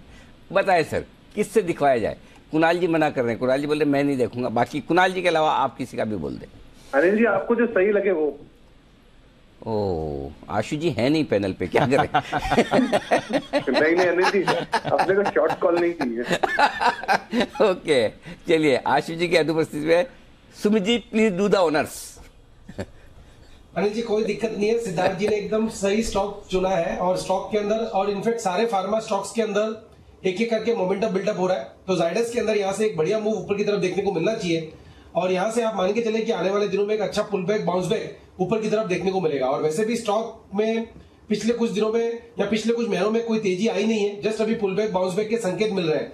तो अभी यहाँ से एक रैली पकड़ता है तो 470-475 रुपए तक के लेवल तो जल्दी शॉर्ट टर्म में देखने को मिलने चाहिए, और वो लेवल ब्रेक हुए तो 500 रुपए तक के लेवल भी जाइडस में आने वाले कुछ महीनों में देखने को मिल सकते हैं। पोजीशंस होल्ड करें, थोड़ा सा पेशेंस रखना होगा, और आने वाले कुछ हफ्तों के लिए लॉन्ग पोजीशंस होल्ड करके चल सकते हैं। ओके तो ये है आपके लिए जाइडस लाइफ, जिस पर आपको रखनी नजर, एक्शन में आ सकता है ये काउंटर। सुधा जी की तरफ से आपके लिए कॉल भी है, 560 का पोजीशनल टारगेट, 470 का है आपके लिए नियर टर्म टारगेट। शुक्रिया सुधा जी हमारे साथ जुड़ने के लिए और अपनी कॉल शेयर करने के लिए। आइए फिर चलते हैं मुदित जी के पास और लेते हैं एक मुनाफे वाले मुदित।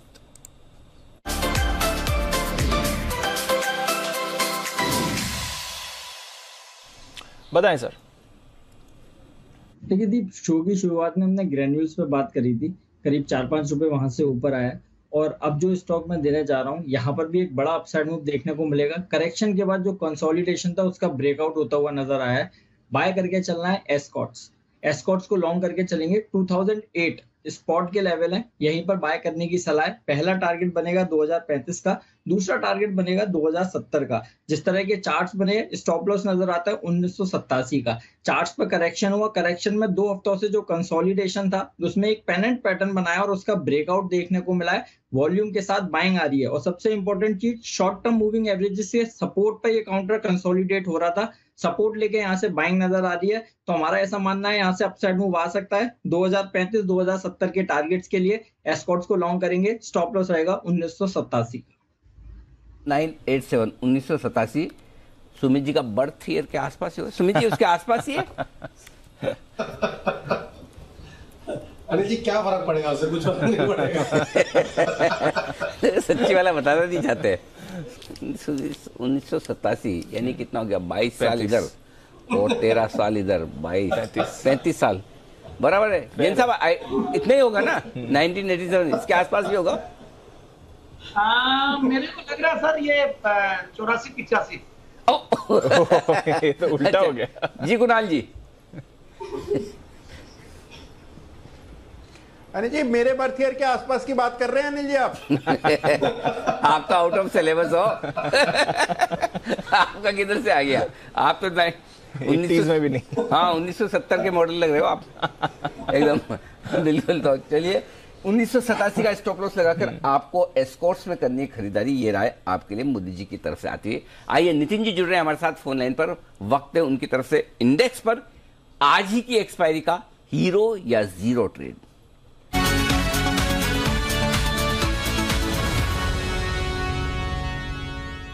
बताइए नितिन जी। अनिल जी यहाँ पे 41,200 की पुट ऑप्शन लेंगे बैंक निफ्टी की, जो 25 रुपए में मिल रही है। आज एक्सपायरी है और at the money put option हो गई है, 25 रुपए में मिल रही है। स्टॉप लॉस 0 का होगा, यानी 25 रुपए मैक्सिमम अपना रिस्क है। और टारगेट इसके 65, फर्स्ट टारगेट 50 होंगे और दूसरा टारगेट 65-70 तक हो सकता है।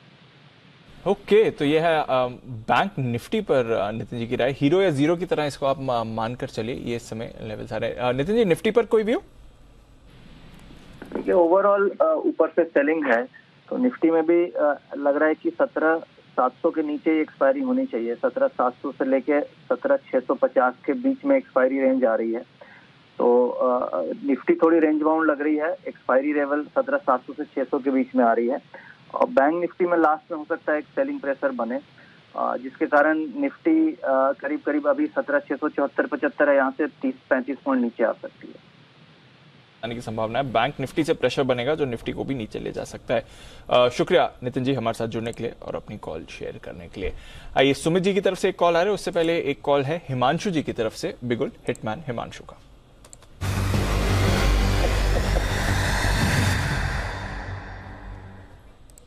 बताएं सर।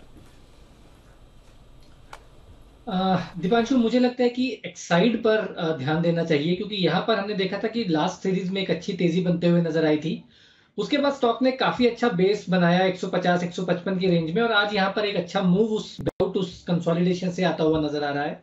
तो मेरा मानना है कि यहाँ पर 170-172 रुपए तक का पहला एक अपसाइड टारगेट हम देखकर चलेंगे, और अगर ये स्टॉक 170-72 के ऊपर क्लोजिंग देने में कामयाब रहता है तो मेरा मानना है कि नवंबर सीरीज में इसमें एक अच्छा मूव देखने को मिल सकता है और स्टॉक 200 रुपए की तरफ जाता हुआ नजर आ सकता है। तो फिलहाल यहाँ पर एक ऑप्शन की स्ट्रेटजी लेंगे, नवंबर सीरीज की 165 के स्ट्राइक की कॉल ऑप्शन खरीदारी करेंगे, जो कि अभी 6 रुपए 15 पैसे पर ट्रेड कर रही है।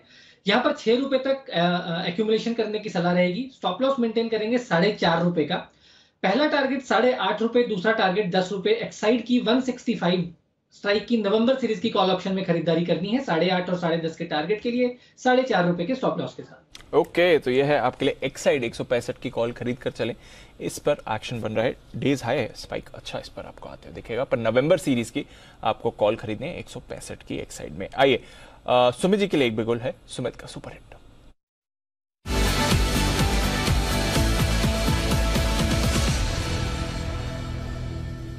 बताएं सुमित जी। दीपांशु, बाय का स्टॉक है, स्टॉक में ब्रेकआउट है, स्टॉक का नाम है कॉनकोर। 787 का अभी भाव चल रहा है। कॉनकोर के अंदर यहाँ पे सीएमपी पे खरीदारी करें। कॉनकोर में मेरे को लग रहा है 800 के लेवल जल्दी ही क्रॉस हो गए।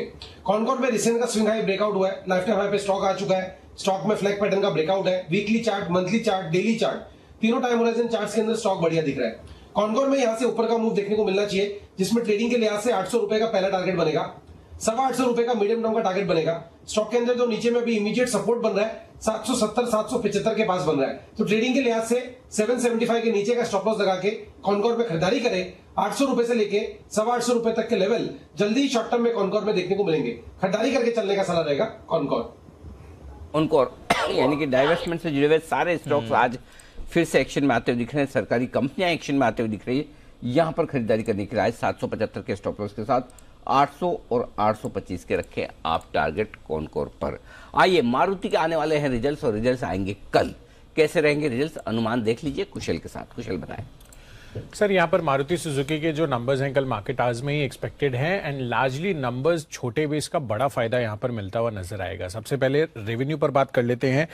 पिछले साल यहाँ पर इसी क्वार्टर में 20,540 करोड़ के आसपास की आय थी। इस बारी 29,550 करोड़ पर रह सकती है। तो आय में लगभग 44% की ग्रोथ हम एक्सपेक्ट करके चल सकते हैं। डेफिनेटली छोटा बेस है तो इसको उस तरीके से आप कंपेयर करें। इनफैक्ट कंपनी की मार्जिन्स 4.2% थी, वो बढ़कर 9.3% रहने का अनुमान है। और साथ ही कंपनी का मुनाफा जो कि 475 करोड़ पर था, इस बारी 2,000 करोड़ रुपए का मुनाफा भी दर्ज कर सकती है। लार्जली आपको किस पर फोकस करना है? वॉल्यूम ग्रोथ 36% बढ़कर वॉल्यूम जो है कंपनी की 5.17 लाख यूनिट्स पर रह सकती है। साथ ही कंपनी के रियलाइजेशंस में भी हम एक्सपेक्ट करके चल रहे हैं करीबन 5% की ग्रोथ आती हुई दिखेगी। बट डेफिनेटली यही देखना है कि कंपनी की किस तरह से फेस्टिव सेल्स रही है, सप्लाई चेन कंस्ट्रेंट्स अभी कुछ हैं या नहीं, एंड साथ साथ आने वाले समय में जो प्रोडक्ट लॉन्चेस हैं खासकर एसयूवी सेगमेंट में, वो कंपनी क्या कहती है, इस पर बनी रहेगी। मारुति मोमेंटम में तो अच्छा था, 9,000 के लेवल्स पर भी हमने देखा था और 9,000 के लेवल्स होल्ड भी कर रहा है। अब पूरा फोकस रहेगा कि क्या नतीजे डिलीवर करते हैं या नहीं। सेल्स तो इनकी रोबस्ट रही हैं, रिकॉर्ड आपको बिक्री के आंकड़े आते हुए दिखेंगे। एक बार मारुति की चार्ट पर भी राय लेते हैं। श्रीकांत जी, जरा एक बार मारुति का चार्ट देखेंगे सर 9,000 के ऊपर। बिल्कुल। तो दीपांशु देखिए, अगर मारुति की बात करें तो आज ये स्टॉक ने काफी अच्छा कमबैक पैटर्न बनाया है। मॉर्निंग में हमने अच्छा खासा एक सेल ऑफ देखा था, लेकिन 8,900 के करीब जाके वापस रिवर्सल पैटर्न बना है। तो ये पैटर्न जो बना है, हमें लगता है कि एक कंटिन्यूएशन फॉर्मेशन है, और अगर यहाँ से अगर तेजी बनती है तो ये स्टॉक 9,200 9,300 के भी लेवल्स दिखा सकता है। और ओवरऑल पैटर्न देख के लग रहा है कि इसमें ये पुलबैक जारी रहेगा, तेजी बनेगी। तो करंट लेवल से इसमें लॉन्ग पोजीशंस बना के चले, या कुछ कॉल ऑप्शंस भी खरीद सकते हैं अगले सीरीज का अगर लेना है तो। स्टॉप लॉस हम यहाँ पे रखेंगे 8,970 रुपए का। तो थोड़ा स्टॉप लॉस बड़ा रखना पड़ेगा, 50 रुपए तक का स्टॉप लॉस रखिए, 50 से 60 रुपए का।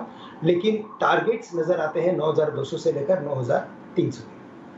यह आपके लिए मारुति पर राय, इस पर एक्शन बनते हुए दिख सकता है। आपको एक्शन बन रहा है आपकी स्क्रीन पर, वो है बाजार 17,700 के ऊपर जा रहा है निफ्टी। अभी बात करते करते 65-70 पॉइंट की मूव आपको निफ्टी में देखिए, 150 पॉइंट से ज्यादा की मूव बैंक निफ्टी में देखिए, 41,300 पर बैंक निफ्टी आते हुए दिख रहा है। तो अनिल जी, सडन स्पाइक 3 बजे एग्जैक्ट हमने देखा है कि बाजार वापस मोमेंटम में आ रहा है, और जो आप कह रहे थे अभी स्ट्रैटेजी में 17,700 के नीचे क्लोजिंग की संभावना कम है, लग रहा है उसके ऊपर ही होगी। हाईएस्ट ओपन इंटरेस्ट वहां पर इसलिए देखिए, और एग्जैक्टली 3 बजे तक का वो जो लेवल था उसी वक्त आया। तो देखिए थोड़ी शॉर्ट कवरिंग शुरू हुई है, लेट्स सी कितनी लेकर जाता है ऊपर। 125 पॉइंट डाउ फ्यूचर्स ऊपर है। अब जाके लगा पिछले 5 मिनट में कि अब जाके लगा एक्सपायरी का दिन है अब। हाँ, एग्जैक्टली पहला वॉलेटिलिटी का संकेत, नहीं तो अब तक तो धीरे धीरे नीचे खिसक रहे थे।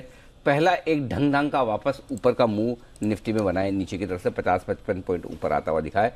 बैंक निफ्टी तो खैर ज्यादा गिरा भी नहीं था, 41,200 के नीचे गए। 41,200 41,300 स्ट्रॉन्ग सपोर्ट जो है डेटा के लिहाज से, 41,300 41,400 के ऊपर निकल के टिकना भी मुश्किल है। तो 200 से 400 की रेंज में ये झूलता रहेगा। फिलहाल देखते हैं, ये आपके लिए पूरा का पूरा एक्शन होता हुआ दिख रहा है। आइए, मारुति की बात हम कर रहे थे, जैसा भी जैन साहब ने बोला भी कि इनको तो ऑटो स्टॉक पसंद नहीं आते, ऑटो की बात करते तो ऑटो एंसिलरी पसंद आते हैं। एग्जैक्टली। तो मारुति के साथ जुड़े हुए कोई ऑटो एंसिलरी स्टॉक पर व्यू है आपका खरीदारी करने के लिहाज से, जैन साहब? देखिए, ऑटो इंसुलरीज में तो बहुत सारे स्टॉक्स जनरली रेकमेंड करते हुए आए ही हैं, और आज मैंने मैनेजमेंट को भी सुना है, आरके फोर्जिंग्स के बारे में भी सुना था। हालांकि वो क्लास 8 ट्रक्स और हैवी कमर्शियल व्हीकल्स के लिए है, फिर इसमें मैं सुप्राजीत है जो कि परफॉर्मेंस ज्यादा अच्छा नहीं चल रहा है बट नीचे आया हुआ है, बट फीएम इंटरनेशनल है वो बहुत बढ़िया लगता है। फिर आपके लिस्ट इज लॉन्ग एक्चुअली, मैंने बैंको प्रोडक्ट्स भी दिया हुआ है, मेहनत बेरिंग्स भी दिया हुआ है ऑटो एंसिलरी में। तो सो ओवरऑल सेक्टर बढ़िया है और मारुति तो ओवरऑल मुझे बहुत बढ़िया लगता है। अगर पास में मुझे सुना होगा, अगर टाटा मोटर्स की बात करते हैं या कोई भी व्हीकल्स की बात करते हैं ऑटो कंपनी की, तो मुझे टू व्हीलर्स में जनरली टीवीएस बढ़िया लग रहा है और अभी भी इनफैक्ट इतना आउट परफॉर्म करने के बाद भी, और फोर व्हीलर्स में मुझे मारुति मेरे टॉप पिक है। और मुझे लगता है कि भले वो ईवी में सीन में इतना नहीं आ रहा बट ये शायद दे रहा है दुरुस्त है और बहुत बढ़िया तरीके से मजबूती से ये लोग आएंगे फॉर्म में। तो मेरे हिसाब से इन सारे स्टॉक्स पे बिल्कुल ध्यान देना चाहिए।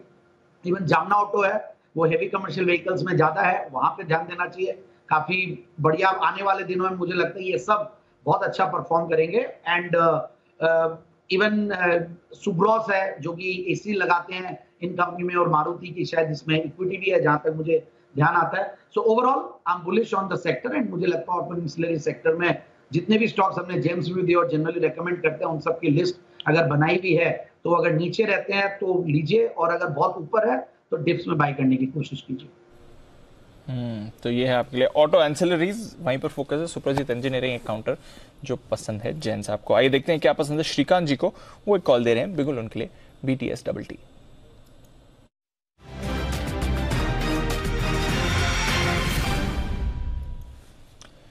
बताएं श्रीकांत जी।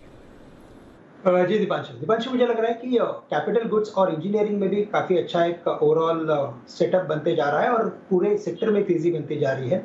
हमें लगता है यहाँ पे सीमेंस इंडिया को लॉन्ग करके चले, जो 2870 से लेकर 2880 के रेंज में ट्रेड कर रहा है। यहाँ पे लगता है कि ये स्टॉक एक बार 2950 से लेकर 3000 के लेवल्स दिखा सकता है। करंट लेवल से सीमेंस इंडिया को लॉन्ग करके चले 2840 के स्टॉप लॉस के साथ। 2840 के स्टॉप लॉस के साथ सीमेंस पर करनी है खरीदारी। एक और काउंटर जो रेडार पर आ रहा है L&T, मंडे को आने वाले हैं इसके नतीजे, वो मोमेंटम में रहा है और अब सीमेंस भी आपको तेजी पकड़ते हुए दिख रहा है। बट एक स्टॉक जो गिर रहा है और लाइफ लो पर आ रहा है, लगातार भारी गिरावट देख रहे हैं, जब से इनका अपडेट आया तब से गिरावट और बड़ी है, और वो है लॉजिस्टिक्स मेजर डिलीवरी। क्यों लगातार आ रही है गिरावट, क्या है इसकी वजह, आइए समझते हैं नुपुर के साथ। नुपुर बताइए, आज फिर से हम देख रहे हैं 3-3.25% नीचे, चल क्या रहा है इस काउंटर में? बिल्कुल, जो दो क्वार्टरली अपडेट आया था वो काफ़ी कमज़ोर था, लेकिन उसका रीज़न ये है कि जब IPO आने वाला था तो कंपनी ने एक एक्विजिशन किया था स्पॉट ऑन लॉजिस्टिक का, उसका जो इंटीग्रेशन होने वाला था वहाँ पे काफ़ी सारी दिक्कतें आई और वो पहले तिमाही में भी दिखी, दूसरी में भी दिखी, और फिलहाल मैंने जितने भी लोगों से बात की सब ने ये कहा कि ये कंटिन्यूस इम्पैक्ट अभी इसका चल रहा है। अगर इस एक्विजिशन की बात करें, इस इंटीग्रेशन की बात करें, तो ये B2B सेगमेंट में है, सबसे बड़ा लॉजिस्टिक प्लेयर था स्पॉट ऑन लॉजिस्टिक। इसका जब कंपनी B2B और B2C दोनों प्लेटफॉर्म को साथ में लाने वाली थी, और साथ में लाने के चक्कर में B2B का भी जो लॉस हुआ है वो एक बहुत बड़ा रीजन है कि आपको लगातार स्टॉक में फॉल नजर आ रहा है।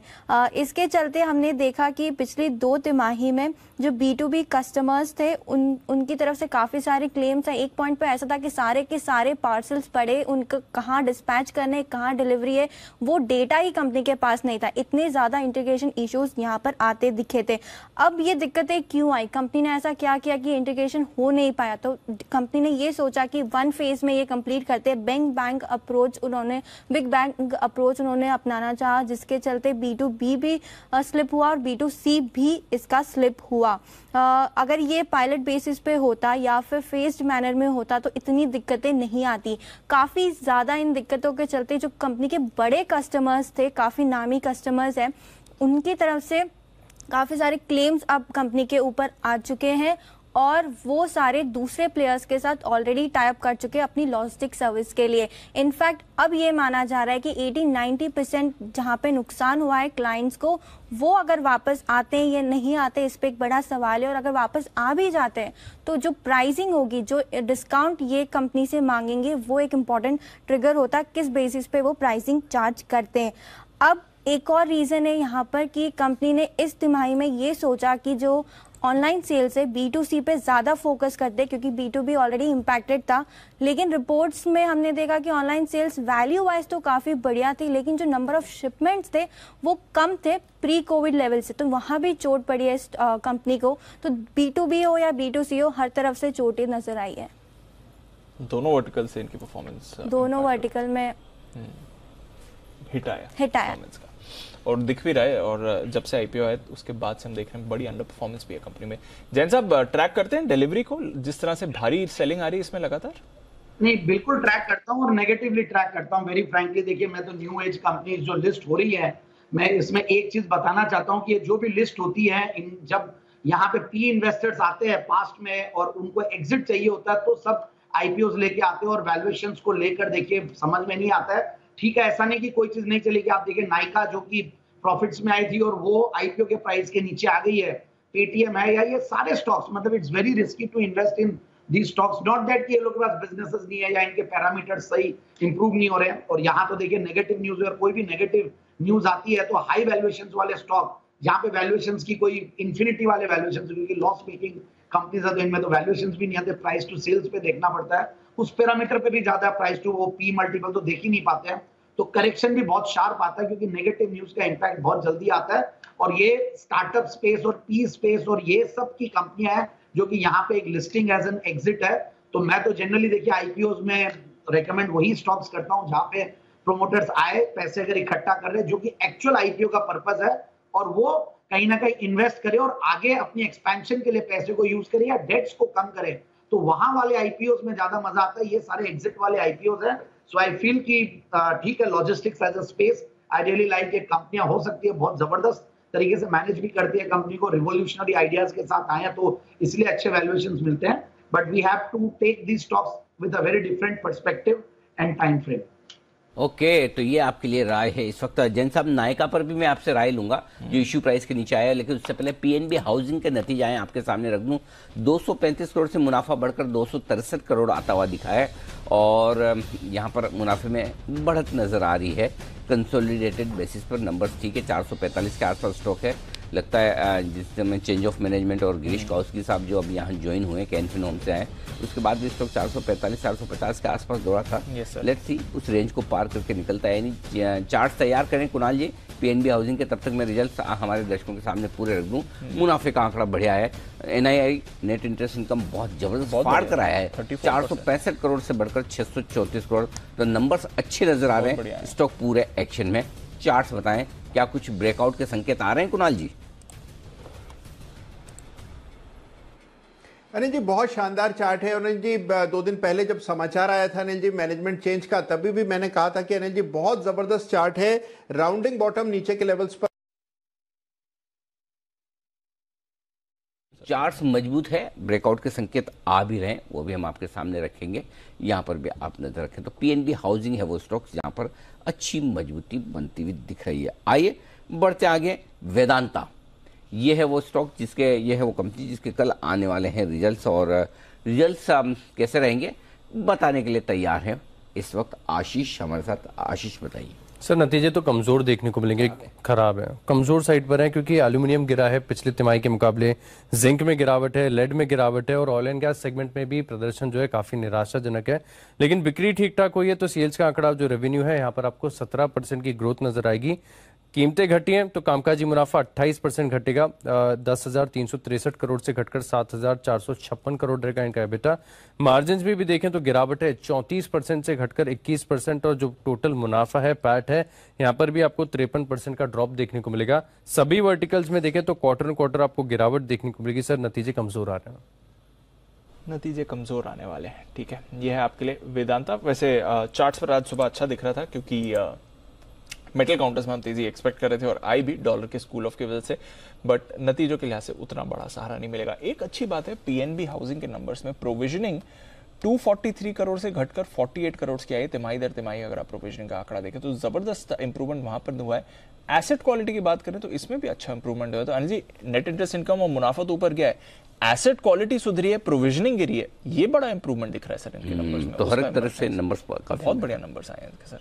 चलिए बढ़िया। तो लंबे समय बाद पीएनबी हाउसिंग के नंबर्स और चेंज ऑफ मैनेजमेंट दोनों ही चीज़ों पर फोकस रखना होगा। हाउसिंग फाइनेंस कंपनियों पर आए, एक बार जरा जैन साहब से भी ली जाए, बताएं सर। बिल्कुल बिल्कुल अनिल जी, बहुत बढ़िया लगती है मुझे हाउसिंग फाइनेंस कंपनीज और ओवरऑल एनबीएफसी स्पेस में जो पोस्ट कोरोना, मैं बार बार कहता हूं ये बात की, देखिए डेटा एकदम छन के आया और अब जो क्रेडिट रेटिंग्स है, जो रिपोर्ट्स आती हैं, उन सबको देखकर जब एनालाइज करके कंपनियां लोन बांट रही है तो उनके जो अब एनपीएस फ्यूचर में आने वाले, और क्योंकि पास में देखिए सरकार ने भी बहुत सारे इनिशिएटिव दिए और जिस तरीके का डर अब बैठ गया है तो इतना इजी नहीं होगा कि अब एसेट क्वालिटी आगे आने वाले दिनों में खराब रहेगी इंडिया में। और अगर इकोनॉमी ग्रो कर रही है और सारी चीजें बढ़िया चल रही हैं तो ये एनबीएफसी तो बहुत ज्यादा इस चीज को एनकैश करेंगे। और पर्टिकुलरली देखिए अगर हम बैंक निफ्टी को देखें, आउट परफॉर्म अब क्यों कर रहा है, क्योंकि आप एक तरफ आईसीआईसीआई बैंक है या कोटक है, इवन एचडीएफसी तो भी ठीक से पार्टिसिपेट भी नहीं किया, पीएसयू बैंक्स गजब का परफॉर्म कर रहे हैं। और उसी तरीके से मैं देख रहा था one of the very bad performers, मतलब पिछले कुछ दिनों में, जो कि मुझे याद है मैंने 2016 में एक स्टॉक रेकमेंड किया था, नीला वाला मुथूट, पिछले कुछ दिनों में ये नाम नहीं सुना होगा मेरे मुंह से, और वो 150 रुपए से 1350 रुपए तक भी गया। और वापस से ये माहौल खराब हुआ कोरोना के दौरान, ये सारी कंपनियां काफी अफेक्टेड हुई, टू व्हीलर फाइनेंसिंग में है, काफी टूटी, और अब वापस से देखिए मुथूट फाइनेंस फॉर्म में आया है, इवन एल&टी फाइनेंस है, सारे सबके सब एनबीएफसी अच्छा करेंगे और एचएफसीज भी बहुत बढ़िया करेंगे, क्योंकि हालांकि थोड़ा सा जो रेट ऑफ इंटरेस्ट बढ़ते हैं तो इम्पैक्ट जरूर पड़ता है, बट रियल एस्टेट में तेजी और जिस तरीके का माहौल बना हुआ है तो मुझे लगता है ये सारे बहुत बढ़िया करेंगे। सो एचडीएफसी बैंक तो है ही है, और साथ में मैंने आवास के बारे में बात की थी, मैंने एप्टेस के बारे में बात की थी, ये स्टॉक्स बहुत बढ़िया लग रहे हैं। और even home first, again a fantastic company, ये सारे थोड़े से डिफरेंट सेगमेंट और डिफरेंट तरीके से करते हैं जहां पे इनका एनआईएम्स बहुत अच्छा रहता है। सो इवन कैनफिन होम्स अच्छा कर रहा है, एलआईसी हाउसिंग फाइनेंस गजब की रीच, आफ्टर एसबीआई देखें तो एलआईसी एज अ ब्रांड देखेंगे सबसे ज्यादा रीच वाले ये दो ही हैं। तो मुझे लगता है कि इन सेक्टर पे पूरा बुलिश रहना चाहिए। और रियल एस्टेट का अगेन ये एंसिलरी सेक्टर है अनिल जी, इसका फायदा इसको ज्यादा मिलेगा। डायरेक्ट रियल एस्टेट स्टॉक्स में तो बैलेंस शीट का बहुत इश्यूज आते हैं, बट यहाँ पे आपको क्वालिटी भी बढ़ रही है, एनपीएस कम आ रहे हैं, तो अब एसेट क्वालिटी बढ़िया रहेंगे और एनआईएम्स बढ़िया रहेंगे तो फायदा मिलेगा। और जब इंटरेस्ट रेट बढ़ते हैं तो इनको जनरली एनआईएम्स में वृद्धि देखने को मिलती है। So I feel it's a good situation for them. Okay, तो बढ़िया सिचुएशन है और परफॉर्मेंस भी अच्छी रही है, एसेट क्वालिटी में हमने सुधार दिखा है, बाजार स्टॉक को रिवॉर्ड भी कर रहा है, 6% ऊपर अब आपको पीएनबी हाउसिंग आते हुए दिख रहा है। जबरदस्त नतीजों का रिएक्शन है, बाजार भी मूवमेंट दिखा रहा है, अब 750 के करीब निफ्टी आ रहा है, तो अच्छी रिकवरी बाजार में आ रही है। एक्सपायरी रिलेटेड एक्शन अब स्क्रीन पर दिख रहा है। आइए चलते हैं सुमित जी के पास और लेते हैं उनका कॉल, सुमित का सुपर हिट।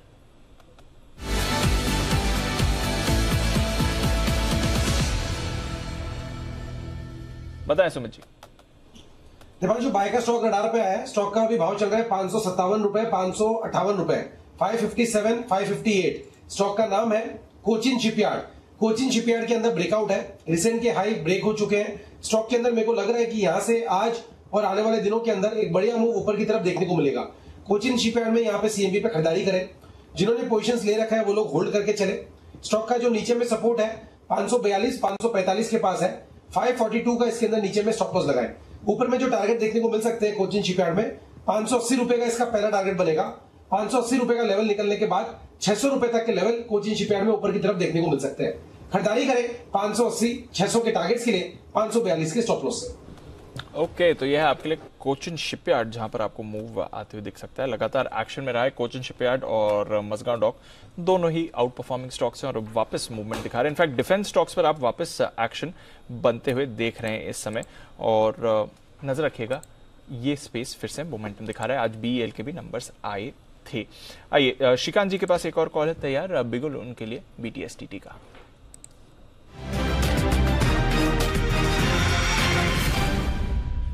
बताएं श्रीकांत जी। दीपांशु, तो देखिए मुझे ट्रेंड एक अच्छा लग रहा है, जो 1465 के करीब ट्रेड कर रहा है। पिछले लगभग 2 महीने से ये स्टॉक एक ट्रायंगल फॉर्मेशन में कंसोलिडेट होते हुए नजर आया है, और मोस्ट ऑफ द टाइम कभी भी इसने जब रिकवरी की है तो उसमें वॉल्यूम्स काफी अच्छे हुए हैं। आज के दिन में भी हमने अच्छी रिकवरी देखी है, और मुझे लगता है कि इस बार ये स्टॉक अपने ट्रायंगल फॉर्मेशन को क्रॉस करते हुए ब्रेकआउट में कन्वर्ट होते हुए 1550 के लेवल्स भी दिखा सकता है। तो काफी अच्छे फॉर्मेशन के काफी नजदीक आ चुका है, ब्रेकआउट लेवल्स के काफी नजदीक है। करंट लेवल से यानी 1465-70 के रेंज में लॉन्ग करके चले और 1440 का स्टॉप लॉस रखें और टारगेट्स जैसे मैंने सुझाए 1550 के। ओके, तो ये है आपके लिए ट्रेंड जहां पर आपको रखनी है नजर। यहाँ पर भी आपको एक्शन आते हुए दिख सकता है। कुछ बढ़िया स्टॉक स्पेसिफिक मूवमेंट आपको इस बाजार में दिख रहा है। एक्सपायरी का एक्शन जरूर है, स्टॉक्स पर रखिए नजर। और स्टॉक्स की बात निकली तो बंधन बैंक, इस पर भी करना है फोकस। इसके आएंगे नतीजे, कैसे रहेंगे नतीजे आइए जानते हैं वरुण के साथ। वरुण बताइए। तो दीप, नतीजे अच्छे रहने वाले हैं इस कंपनी के। एनआई अगर आप देखेंगे तो उसमें करीब 30-31% की बढ़ोतरी होगी। 2530 करोड़ के आसपास आने का अनुमान है और घाटे से कंपनी मुनाफे में आएगी। 3000 करोड़ घाटे के मुकाबले इस बार करीब 800 करोड़ के आसपास का मुनाफा ये कंपनी करने वाली है। हालांकि पिछले कुछ क्वार्टर से मुनाफा कर रही है, लेकिन साल दर साल अगर आप देखेंगे तो घाटे से मुनाफे में आएगी। कारोबार में अच्छी ग्रोथ रहने वाली है। एनपीएस और नेट इंटरेस्ट मार्जिन दोनों में सुधार होगा। क्रेडिट कॉस्ट थोड़ा एलिवेटेड रहने वाला है। कंपनी ने जो अपना अपडेट दिया था उसमें लोन्स एंड एडवांसेस जो है उसमें करीब 22% के आसपास की बढ़ोतरी हुई थी। कुल डिपॉजिट्स में करीब 21% के आसपास साल दर साल बढ़ोतरी देखने मिली थी। कासा डिपॉजिट जो है उसमें करीब 11% और रिटेल डिपॉजिट में 7% के आसपास की बढ़ोतरी हुई थी। हालांकि जो कासा रेशियो है वो थोड़ा बहुत गिर के आया था, लेकिन बाकी अगर आप देखेंगे तो अपडेट्स कंपनी के अच्छे थे। कलेक्शन एफिशिएंसी जो है वो 96-97% के आसपास सही थी। तो जो क्वार्टरली अपडेट्स दिए थे वो काफ़ी अच्छे हैं और उसके मुताबिक अगर आप नंबर्स को एक्स्ट्रापोलेट करेंगे तो करीब 30% के आसपास, 31% के आसपास की एनआई ग्रोथ और 800 करोड़ का मुनाफा ये कंपनी करने वाली है। ये तो अच्छे नंबर रहेंगे, अच्छे आने वाले। तो चलिए, परफॉर्मेंस अच्छी रहेगी बंधन बैंक से। देखते हैं इस बार कैसी मूव आएगी। एक बार चार्ट्स पर भी राय लें। सुमित जी, एक बार देखेंगे बंधन बैंक का चार्ट। सर दिपांशु, देखिए ये स्टॉक के अंदर ओवरऑल देखेंगे तो एक साइडवेज मूव देखने को मिल रहा है। बंधन बैंक के अंदर पिछले 15-20 दिनों में एक रेंज में ट्रेड होते हुए देखा है, जिसके अंदर 275 रुपए के आसपास ऊपर में रेजिस्टेंस बनाए और नीचे में 260-255 के आसपास का सपोर्ट बनाए। तो इसके अंदर कहने का मतलब इसमें तेजी बनेगी जब ऊपर में 275 रुपए का लेवल कन्विंसिंगली ब्रेक होगा। 275 का लेवल ब्रेक होने के बाद स्टॉक में मोमेंटम बनेगा और फिर 290 रुपए से लेके 300 रुपए तक के लेवल आने वाले दिनों में देखने को मिल सकते हैं। लोअर लेवल्स पे इस पर खरीदारी करके चलना चाहिए। एग्जिस्टिंग पोजीशंस होल्ड रख के चले, ब्रेकआउट के बाद और बाय करें। ओके, ब्रेकआउट के बाद और बाय करें। यह है आपके लिए बंधन बैंक, जिस पर है नजर। कल आएंगे इसके नतीजे। बाजार पर भी रखिए नजर। 750 पर है निफ्टी। आइए लेते हैं अनिल जी की आज की फाइनल मार्केट स्ट्रैटेजी।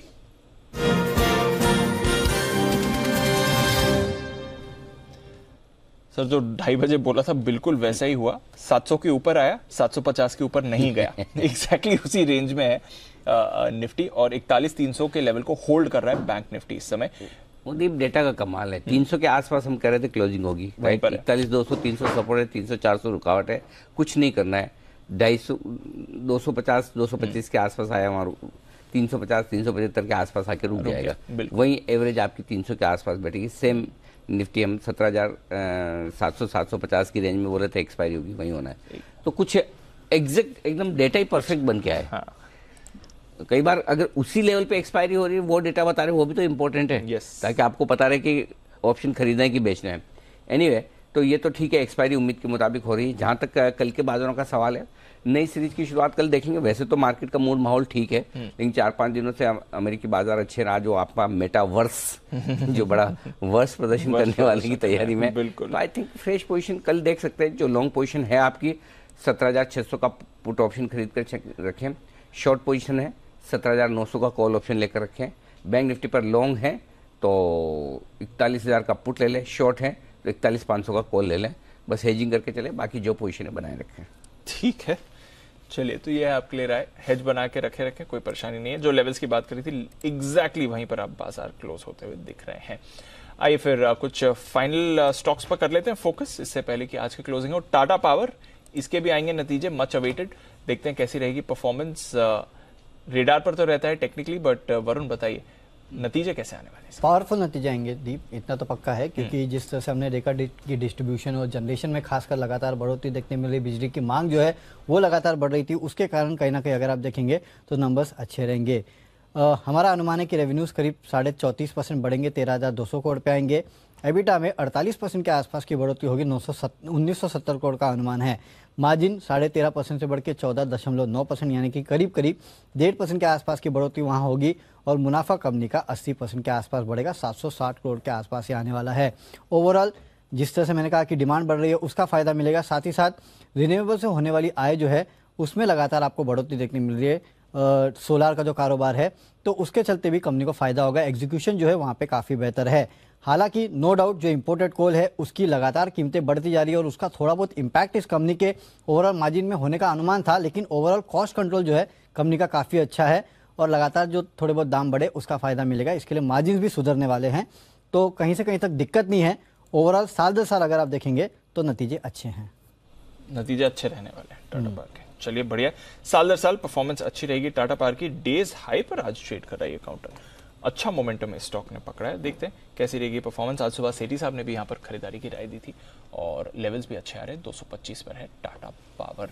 आइए एक बिगुल मुदित जी के लिए मुनाफे वाले मुदित।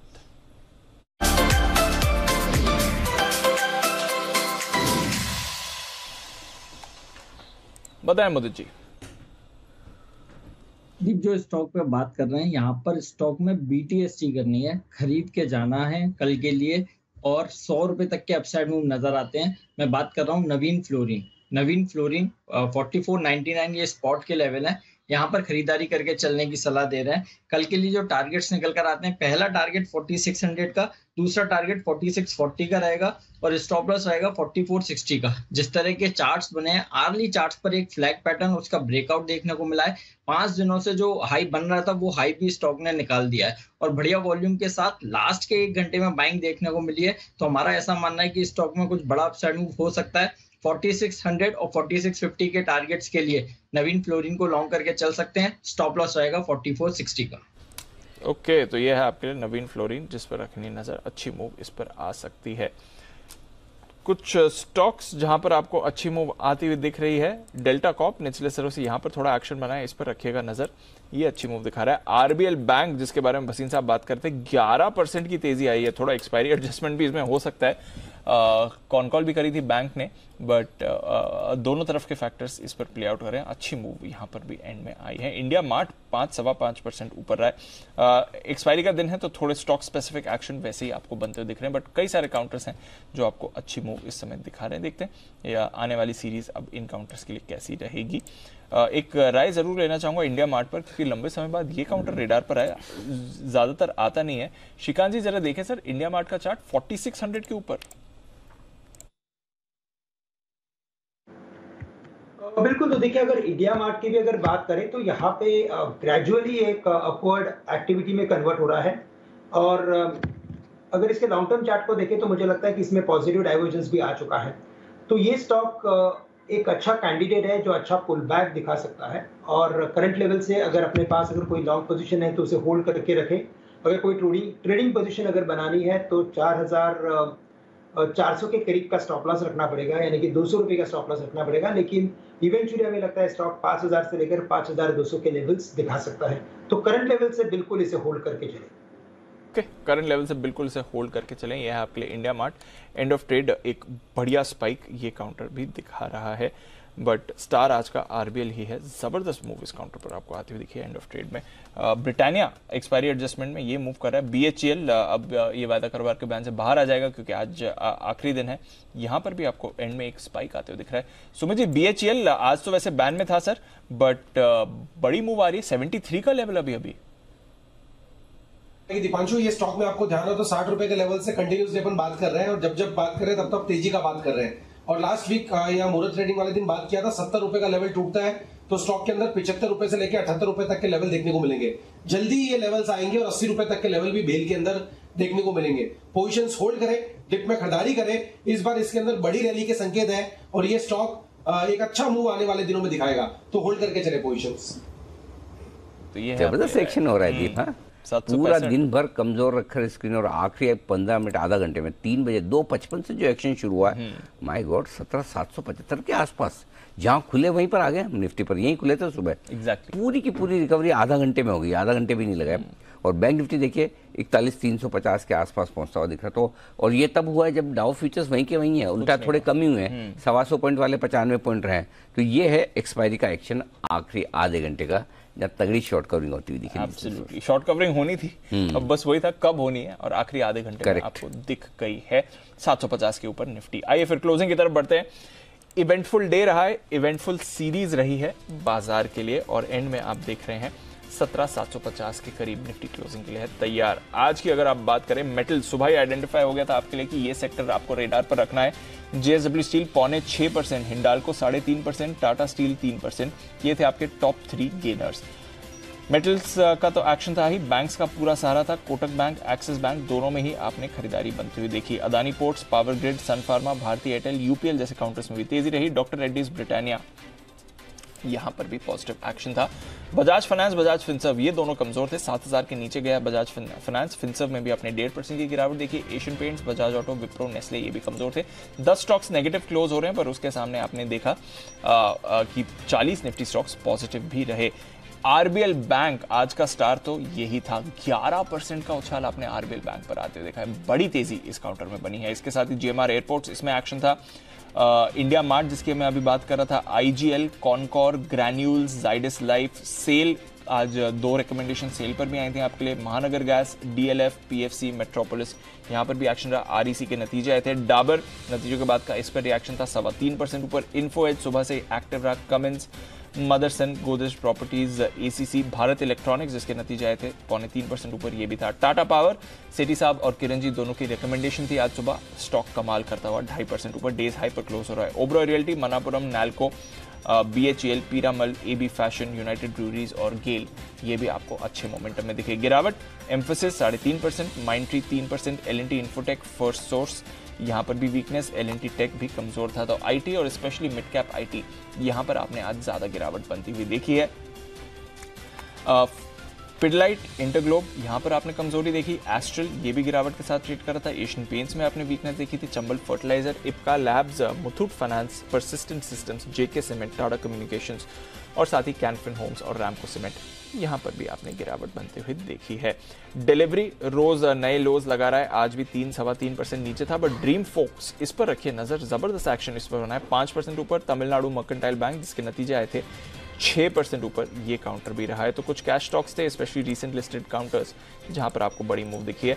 ग्लैंड फार्मा नतीजों के बाद इसमें आपने 14% की गिरावट देखी है। पीसीबीएल 8% नीचे था। राइट्स 5.5% नीचे रहा।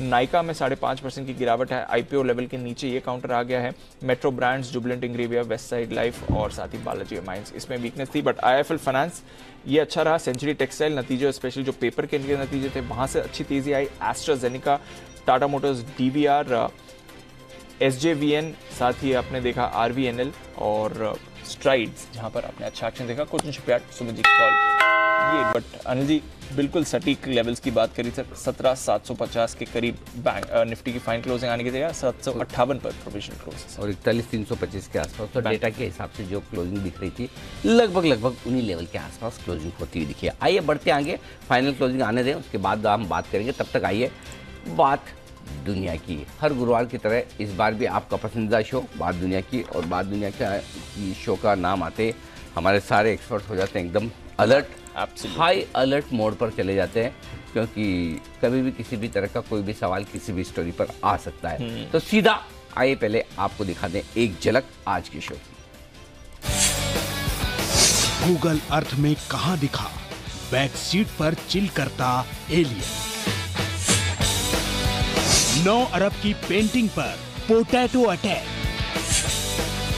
देखिए दुनिया का पहला 24 किलोमीटर के जूम वाला कैमरा, एक एटीएम जो बादलों से भी ऊपर है। फिलीपींस में नकल रोकने का टोपी वाला आइडिया। देखिए बात दुनिया की आज शाम 4:26 पर सिर्फ जी बिजनेस पर। आज बड़ी इंटरेस्टिंग स्टोरी है। कार की बैक सीट पर एलियन, 9 अरब की पेंटिंग, 24 किलोमीटर तक जूम करने वाला कैमरा, बादलों से ऊपर एटीएम और नकल रोकने वाली टोपी। बताएं जैन साहब, आपको कौन सी स्टोरी सबसे ज्यादा पसंद आई? ये 24 किलोमीटर वाला बढ़िया लगा, शानदार। ऐसा क्या देखना आपको 24 किलोमीटर दूर तक? हमारा 24 किलोमीटर पूरा जयपुर ही सलट जाएगा इसीलिए। यहाँ बैठे बैठे नाहरगढ़ के पिक्चर ले रहे हैं और जयगढ़ की ले रहे हैं। मेरे घर से 20 किलोमीटर, ये 15 किलोमीटर, तो अच्छा है, मतलब इट्स अ ग्रेट टेक्नोलॉजी। बाकी देखिए, और ये 9 अरब वाला भी गजब का है भाई, पेंटिंग वाला। मतलब आज काफी सारी मतलब बेस्ट 5 है, बेस्ट 5 में से बेस्ट आंसर चुनना डिफिकल्ट हो गया। एब्सोल्युटली, आज की पांचों स्टोरी बहुत ही गजब की रही। बिल्कुल। आइए और किसको कोई स्टोरी पसंद आई है जरा बताइए। ओके, तो चलिए, ये है जैन साहब की पसंद की स्टोरी। जी कुणाल जी।